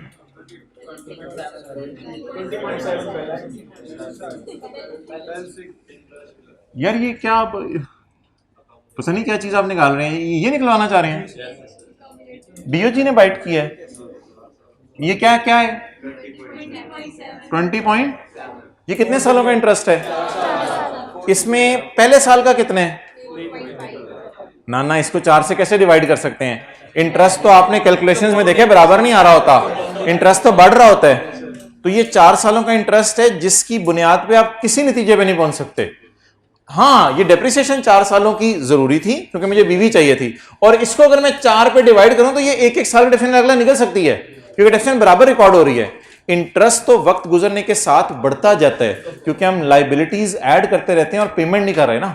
तो आप ये ना बोंगी मारें कि ये इंटरेस्ट जो है वो 4 सालों का है, तो इसको डिवाइड कर दें किसी फिगर से तो शायद 1 साल का इंटरेस्ट आ जाए। अगर इंटरेस्ट निकालना है ना पेपर में तो फिर हर साल का मैनुअली निकालना पड़ेगा। लेकिन मुझे 4 सालों के इंटरेस्ट की जरूरत नहीं, ना 13 के इंटरेस्ट की, ना 14 के इंटरेस्ट की, ना 15 के इंटरेस्ट की, ना 16 के इंटरेस्ट की। तो ये एक अजीब सी बोंगी नहीं मारनी, लेस यानी /4 ईयर का इंटरेस्ट, तो इसकी जरूरत नहीं है मेरे ख्याल से। हाँ, स्लैश इंटरेस्ट जरूर लिख जाएं ताकि पेपर में याद रहे कि इधर इंटरेस्ट की फिगर आती है। तो इन दोनों का डिफरेंस कितने सालों का इंटरेस्ट आएगा? 4 सालों। अब मुझे बताएं, अगर कहीं कोई आग लगी हो तो दूर से खड़े होकर फूके मारेंगे या पहले वहां पहुंचेंगे और फिर उसके बाद देखेंगे? हो सकता है वो कागज की कोई चीजें उड़ रही हो, तो जहां पर कोई मसला हो वहां पर जाते हैं या दूर से बैठ के कमेंट देते हैं? वहां पर जाते हैं, वहां पर जाते हैं। तो बचाएं 30 जून 17 को रोड़ा आया है या खड्डा? रोड़ा। रोड़ा का क्या मतलब है? रोड़ा का मतलब है कि डिसमेंटलिंग की प्राइस चेंज हो रही है या डिस्काउंट रेट चेंज हो रहा है। जब भी रोड़ा आ जाए तो रोड़े तक पहुंचे या उधर से जेट तैयारा करके गाड़ी उड़ा दें? पहले रोड़े तक पहुंचे, तो रोड़ा आएगा फिर रोड़े पे जाके ब्रेक लगाएंगे ना। तो अब मैं पहले 30 जून 17 पे नॉर्मल तरीके से चलूं या सवाल में जाके कुछ देखूं? नॉर्मल तरीके से चलें। 30 जून 17 डेट ना ना ना ना ना डेट नहीं लिखनी, डेट नहीं लिखनी। रिमेनिंग लाइफ निकालो। एक्सेलेंट। रिमेनिंग लाइफ इसलिए निकालने की जरूरत नहीं, ना कोई ब्लू मार्कर यूज हुआ है ना कोई रेड मार्कर यूज हुआ है। अभी तो स्ट्रेट लाइन मेथड चल रहा है, तो there is no need blue या रेड मार्कर यूज हो तब मैं रिमेनिंग लाइफ निकालूं। अभी तो कोई बस फटा ही नहीं हुआ, अभी तो मुझे 30 जून 17 पे पहुंचने दें, अभी गाड़ी मुझे स्मूथली चलाने दें जी। कॉस्ट बोलें 274.6 डिवाइड बाय 12। लेकिन ये फैक्टर कितने साल का डिफरेंस देगा? 1 साल की। मुझे किसकी चाहिए? जनवरी, फरवरी, मार्च, अप्रैल, मई, जून इंटू 6/12। डन। 11.4। अब डेट्स वगैरह सारी लिख दें, डेट्स वगैरह सारी लिख दें। 31/12 आ जाए वैसे मजा। 30 जून 17, 30 जून 17 चलें जी। 30 जून 17 CA 171.7 फिगर निकाल लें।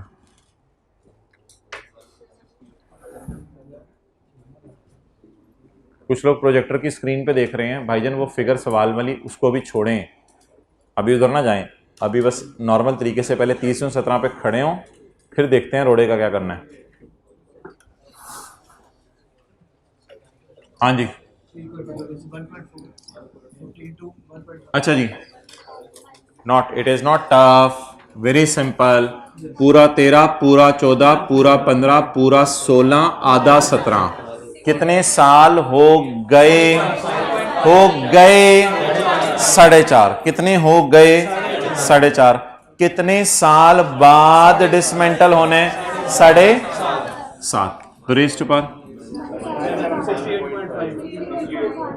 खुदा के लिए ये फिगर लिखिएगा, ये 6 महीने का इंटरेस्ट है, ये 6 महीने का इंटरेस्ट है। Depreciation slash interest 3.2। यार अब वो तो आप खुद ही कर दें, मुझे रिवाइज सीए वाली 0.5 कर दें, 0.5 सवाल से पढ़े, रिवाइज सीए खुद ही कर लें, रिवाइज सीए भी कर लें और अगले 6 महीने के डेप्शन भी निकाल लें।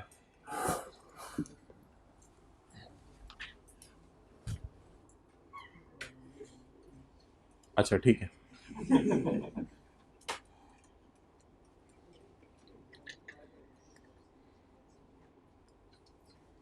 अगले 6 महीने की डेप्शन भी निकल आई। रिवाइज सीए लिखो ना इधर, रिवाइज सीए।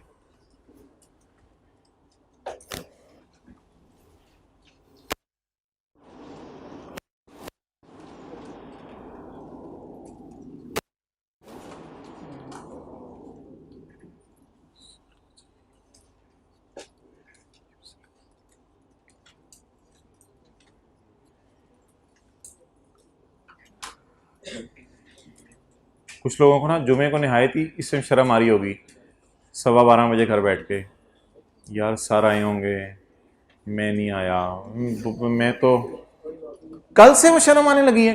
कल से किसको? नहीं यार खुदा के लिए, मैक्सिमम भी आपने कोई छुट्टी करनी है तो जुमे के बाद छुट्टियां शुरू करें। ये नहीं कि जो शाम तक लाइब्रेरी में बैठ के पढ़ रहे हो जी, हमारी नॉर्मल रूटीन चल रही है, कोई नहीं, इतना कर लें, जुमे के बाद फिर निकल जाए अगर ईद पे निकलना है खुदा ना खास्ता। ये नहीं कि यूट्यूब पे ना, यूट्यूब पे तो ऐड भी आते हैं, यूट्यूब पे तो पता नहीं आप किधर के किधर निकल जाते हैं। तो हाँ, आप तो इधर, अच्छा आप मुझे बता दें आपका घर किधर है? चिन्योट, 4-5 घंटे का फासला है। अच्छा जी, नीला मार्कर, लाल, लाल। रिवैल्यूएशन के लिए नीला और डिसमेंटलिंग के प्राइस और डिस्काउंट के लिए लाल। 30/17। उधर लिखेंगे रिवैल्यूड अमाउंट, इधर लिखेंगे रिवाइज सीए। क्या रिवाइज हो रही है, लाइबिलिटी या एसेट? लाइबिलिटी। 210, तो 210 इंटू, भाईजान डेट सेम है, तो अब ये नहीं सोचना कि मैं डिसमेंटल कितने साल बाद दूंगा, ये वही वाला 7.5 उठा लेना है।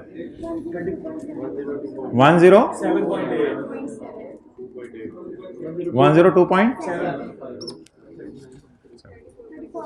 आपको क्या फील हो रहा है? लाइबिलिटी फ्यूचर वैल्यू के मद में भी बढ़ गई है, लेकिन फ्यूचर वैल्यू को तो देखना नहीं होता। प्रेजेंट वैल्यू की मद में कितनी लाइबिलिटी बढ़ी है? तो ये जो लाइबिलिटी बढ़ी है इसको P&L या सरप्लस में नहीं डालना, क्योंकि ये कॉस्ट मॉडल है, इसको मजबूरन एसेट में डालना है। लाइबिलिटी बढ़ रही है तो एंट्री तो आसान सी होगी, लाइबिलिटी क्रेडिट तो asset debit. Ji 34.2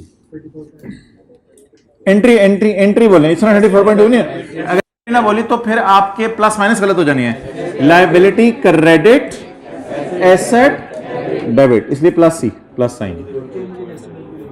change in estimate,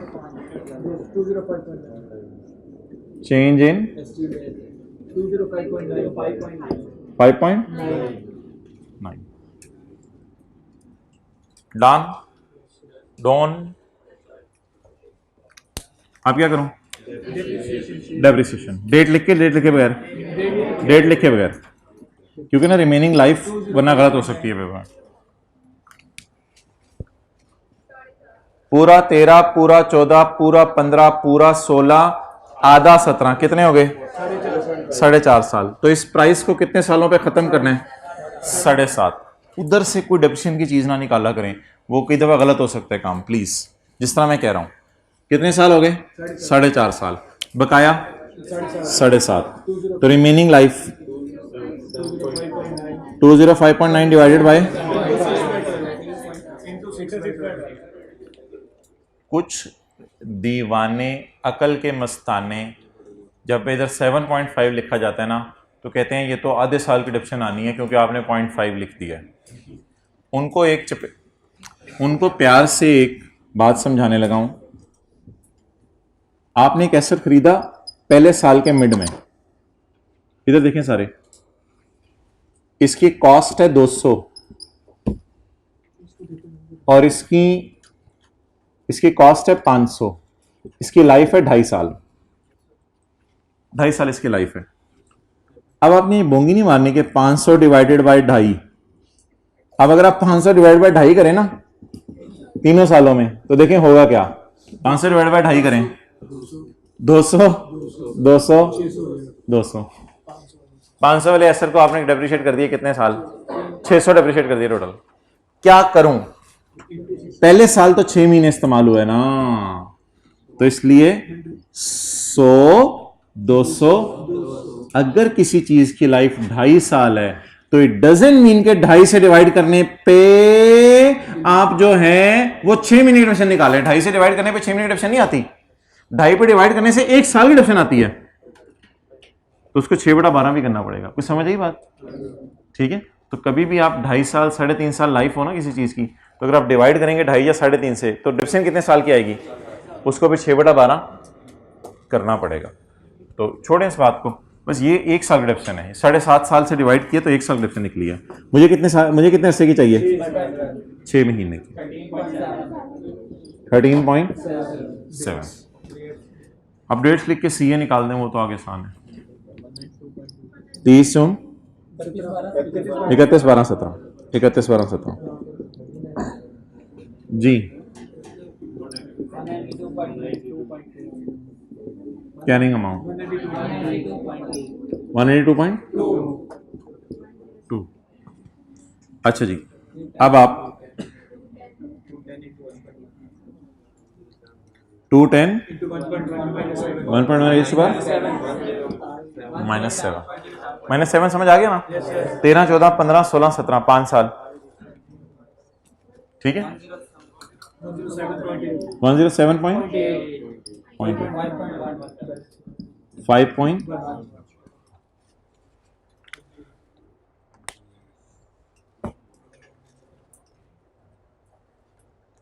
general entries कितनी होंगी?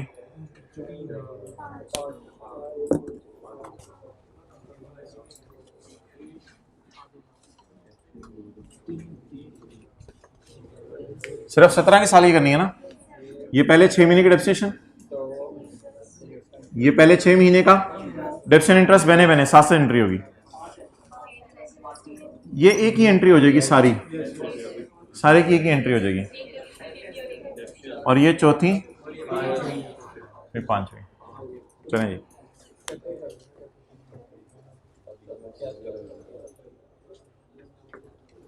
Depreciation debit, account depreciation, interest debit, खरीदने की इंटरेस्ट छोड़ें क्योंकि 17 की इवेंट मारी। एस provision credit, asset debit, depreciation debit, account depreciation credit, interest expense debit, provision credit. तो कितनी एंट्रीज बनी? 5। सॉल्यूशन में जरा देख लें कोई गलती तो नहीं सॉल्यूशन में। हाँ ठीक हुआ है, सॉल्यूशन ठीक हुआ। ओके, बैलेंस शीट ना सॉल्यूशन से ना देखे ना। Balance sheet non current assets में 192.2, ये नॉन करंट लायबिलिटीज में 7 साल अभी रहते हैं डिसमेंटल होने में, तो ये कहां चला जाएगा? नहीं, इसका करंट पोर्शन लग नहीं करेंगे। इस लायबिलिटी में से कोई पे नहीं होना बल्कि ग्रो ही होने नहीं है, ये उल्टा ग्रो होनी है। 107 से बढ़ के आहिस्ता आहिस्ता इसने 210 पे जाना है, तो इसलिए इसका करंट पोर्शन नहीं होता। इस सारे को नॉन करंट में शो करेंगे। अच्छा, इसके बाद डेप्रिसिएशन इन दोनों को जमा करके P&L में इस तरह इस डेप्रिसिएशन को जमा करके, और इंटरेस्ट इन दोनों को जमा करके लाओ इधर। एसेट कहां आ गया? और ये नॉन करंट लायबिलिटीज में ये पहले 6 महीने की डेप्रिसिएशन, दूसरे 6 महीने की, ये पहले 6 महीने का इंटरेस्ट, दूसरे 6 महीने का, that is P&L, that is P&L।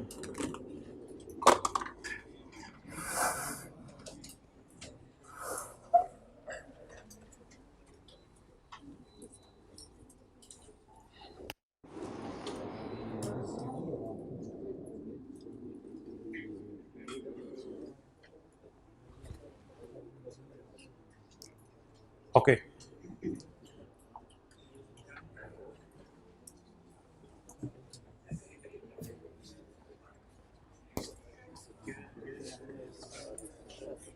सारे इधर देखें।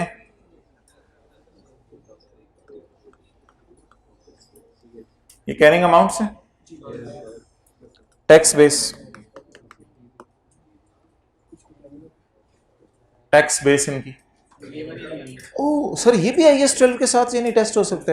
हद होगी यार, क्या टैक्स बेस, टैक्स वालों के डेप्रिसिएशन का रेट नहीं दिया हुआ ना। प्रोविजन की टैक्स बेस, प्रोविजन को, अंदाजों को तो टैक्स वाले नहीं मानते। कौन सा स्टैंडर्ड था एक हमारा? IAS 12 था, IAS 12, IAS 12, IAS 12।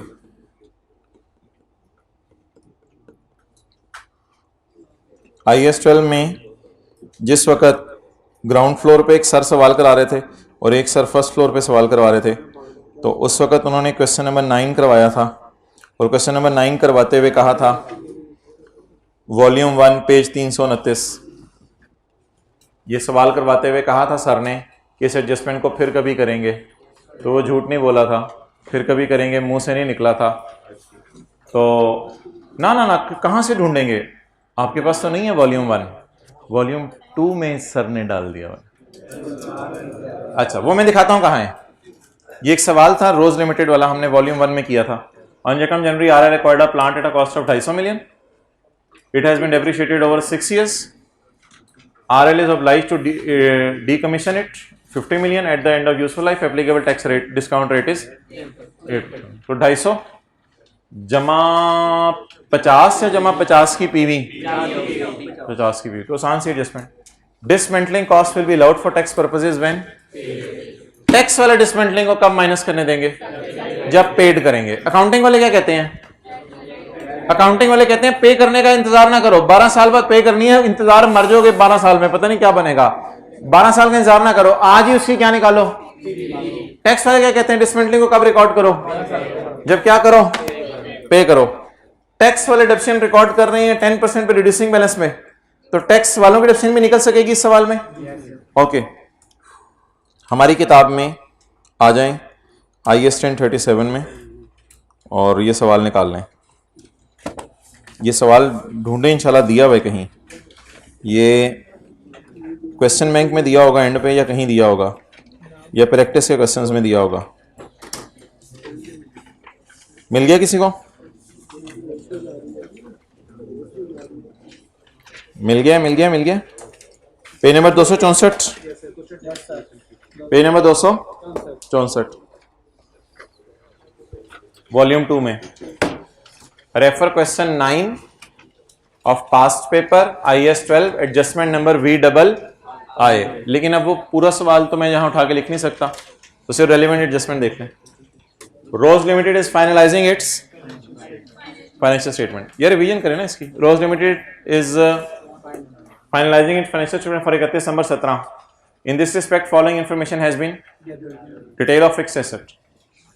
मैं कोई भी बात टैक्स वालों की आई तो उसे नहीं पढ़ूंगा, मैं फिलहाल अकाउंटिंग वालों की बात पढ़ रहा हूं. आगे जो सारी बातें होंगी वो स्काई ब्लू वाली नहीं पढ़नी आपने. तो आप मुझे ऐसा करें कि 2017 के अंदर सिर्फ खड़े होके ये वर्किंग मैं कर देता हूं. 2017 के अंदर एक साल की छोटी सी वर्किंग करवा दें 2017 की.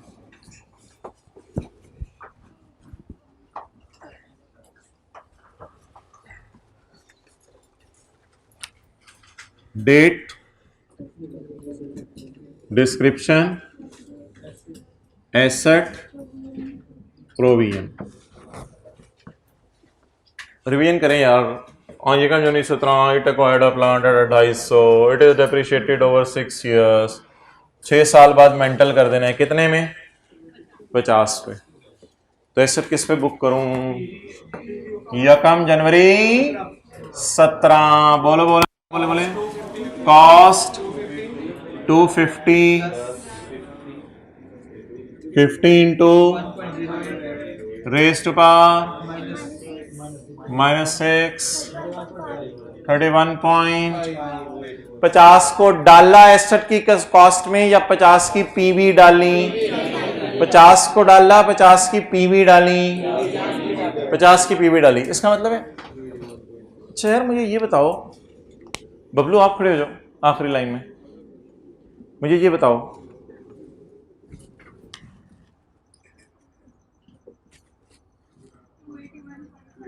281.5 अकाउंटिंग वाले 5 साल में 6 साल में कितना खर्चा बुक करेंगे किस किस मद में? कोई हाथ खड़ा करके बता दे. 1 मिनट 1 बाय 1 आप खड़े हो जाओ. अकाउंटिंग वाले 6 साल में कितना खर्चा बुक करेंगे किस किस नाम से? पहले आप बताओ. सोचो बैठ के.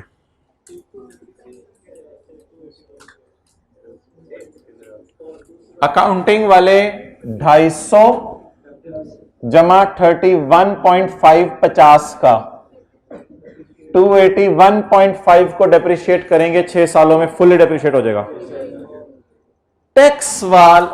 अकाउंटिंग वाले 50 और 31.5 के डिफरेंस को भी खर्चे में डालेंगे. कैसे? ये बढ़ाते 50 पे पहुंच जाएगा कभी ना कभी 6 साल बाद. तो 31.5 में interest interest interest interest interest interest 6 दफा हो गया। हाँ, तो 6 दफा इंटरेस्ट हो गया। तो अकाउंटिंग वाले मुझे तो लगे कि 250 जमा 50 पूरा 300 खर्चे में डालेंगे। ऐसे ही करेंगे ना अकाउंटिंग वाले, कितना खर्चे में डालेंगे? 300। कैसे कैसे कैसे लॉजिक को बंदा बता दे। एक है 250 और एक है 50। 250 क्या है? कॉस्ट। और 50 क्या है?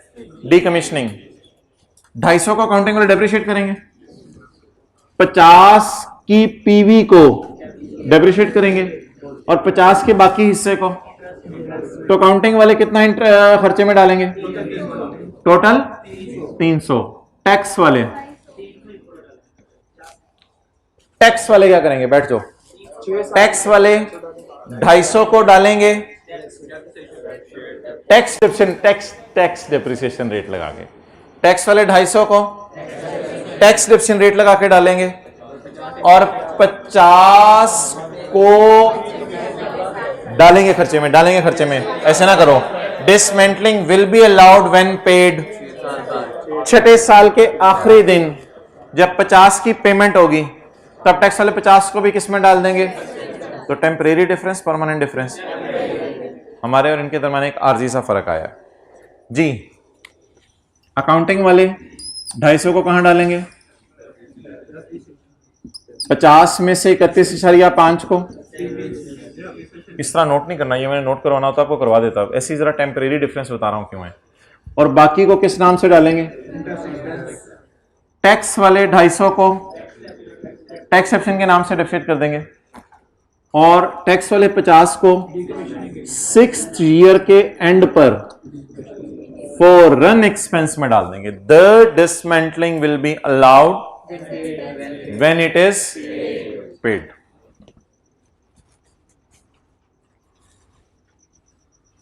ओके, तो कैरिंग अमाउंट्स आज निकाल लेते हैं, इंशाल्लाह टैक्स बेस कल निकालेंगे। तो कैरिंग अमाउंट्स निकाल के मुझे लिखवा दें ताकि हम कोई टैक्स कॉन्सेप्ट ना पढ़े ना आज, तो सुबह फ्रेश माइंड से पढ़ेंगे इंशाल्लाह। कैरिंग अमाउंट्स निकलवा दें, डेट डाल के, डेट डाले बगैर 281.46 9 31/12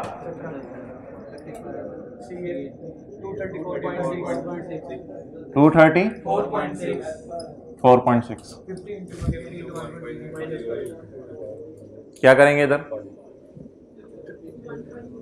50 into minus 30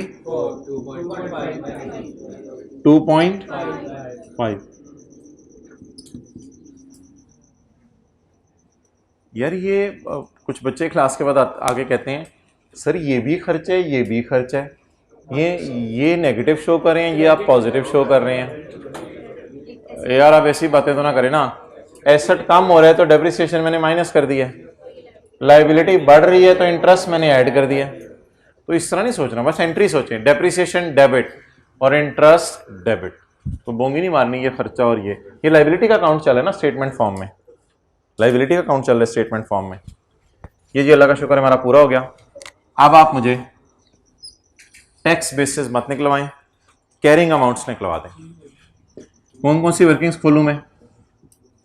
defer tax liability slash asset as on 31/12/17। जी बिस्मिल्लाहिर्रहमानिर्रहीम, शुरू करें जी। पीपी कल टैक्स बेस भी देख लेंगे इसकी। वैसे कितने लोग इसको कराएंगे? मुझे तो से समझ आ गया होगा शायद। प्रोविजन की टैक्स बेस पर 0 लेनी है, शायद ट्राई कीजिएगा। टैक्स वालों का डेप्रिसिएशन रेट भी दिया हुआ है शायद। चलिए छोड़ें अभी। कैरिंग अमाउंट 234.6 और प्रोविजन की कैरिंग अमाउंट 34। टैक्स बेस इंशाल्लाह कल कर लेंगे जी। करंट टैक्स की वर्किंग, करंट टैक्स की वर्किंग। यार इतना ज्यादा आईएसएल पढ़ के आप कोई एक बेसिक रूल बता दें कि जब भी अकाउंटिंग और टैक्स वालों में इख्तलाफ होता है तो करना क्या होता है? अकाउंटिंग वालों का P&L उल्टा देना होता है। कल याद है रिसर्च और डेवलपमेंट और उसकी अमोर्टाइजेशन में अकाउंटिंग वालों ने उल्टा दी थी। तो इतना ज्यादा IAS 12 पढ़ के हम एक ही नतीजे पे पहुंचे हैं। अगर कभी पेपर में IAS 12 में जिंदगी में नई एडजस्टमेंट आ गई जो हमने क्लास में ना देखी हुई, वैसे तो रेकरिंग एडजस्टमेंट्स आती हैं, तो एक सादा सा काम किया करेंगे। IAS 12 की हर एडजस्टमेंट का बेसिक रूल ये है कि जो अकाउंटिंग वालों ने किया है, अगर उस पर टैक्स वालों का एतराज है, अकाउंटिंग वालों की चीज उल्टा दें। सकते हैं अकाउंटिंग वाले P&L में कितनी रेफिशन लेके गए होंगे, और अकाउंटिंग वाले इंटरेस्ट कितना लेके गए होंगे। इसको फिलहाल उल्टवा दें, माइनस जो करना हुआ वो मैं आपको कल करवा दूंगा। लेकिन सवाल में डाटा अवेलेबल नहीं है प्रॉफिट वगैरह का, तो प्रॉफिट वगैरह में बस करवाएं जी। ऐड अकाउंटिंग वालों की डेप्रिसिएशन 46.2.5, और कल क्या माइनस कर देंगे, टैक्स वालों की depreciation, what ever it may be, leave it. कल क्या माइनस कर देंगे, टैक्स वालों की डेप्रिसिएशन। क्लियर, नोट करें।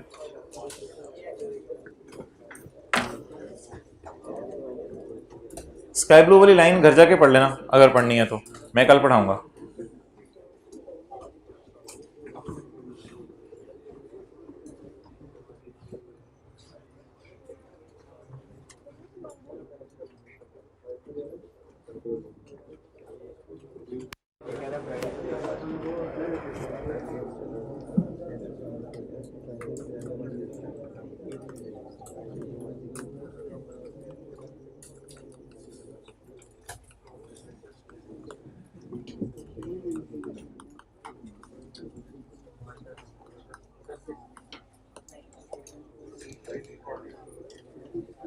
भाई जल्दी नोट करें।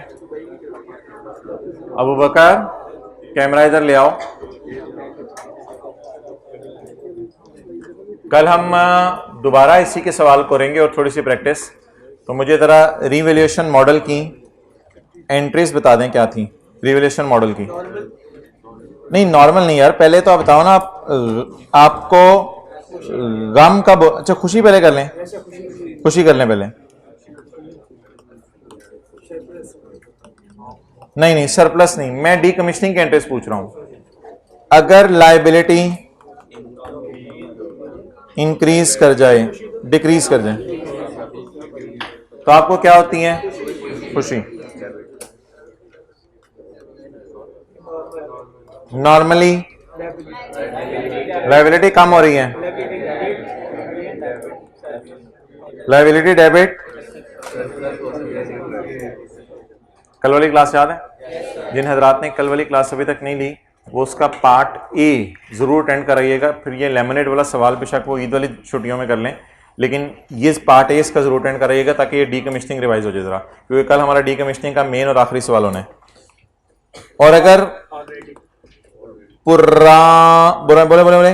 पुराना गम पड़े तो क्या करें, गम को खत्म करें क्रेडिट करके और खुशी को रिकॉर्ड करें। और लायबिलिटी तो कम करने से डेबिट ही होती है हमेशा।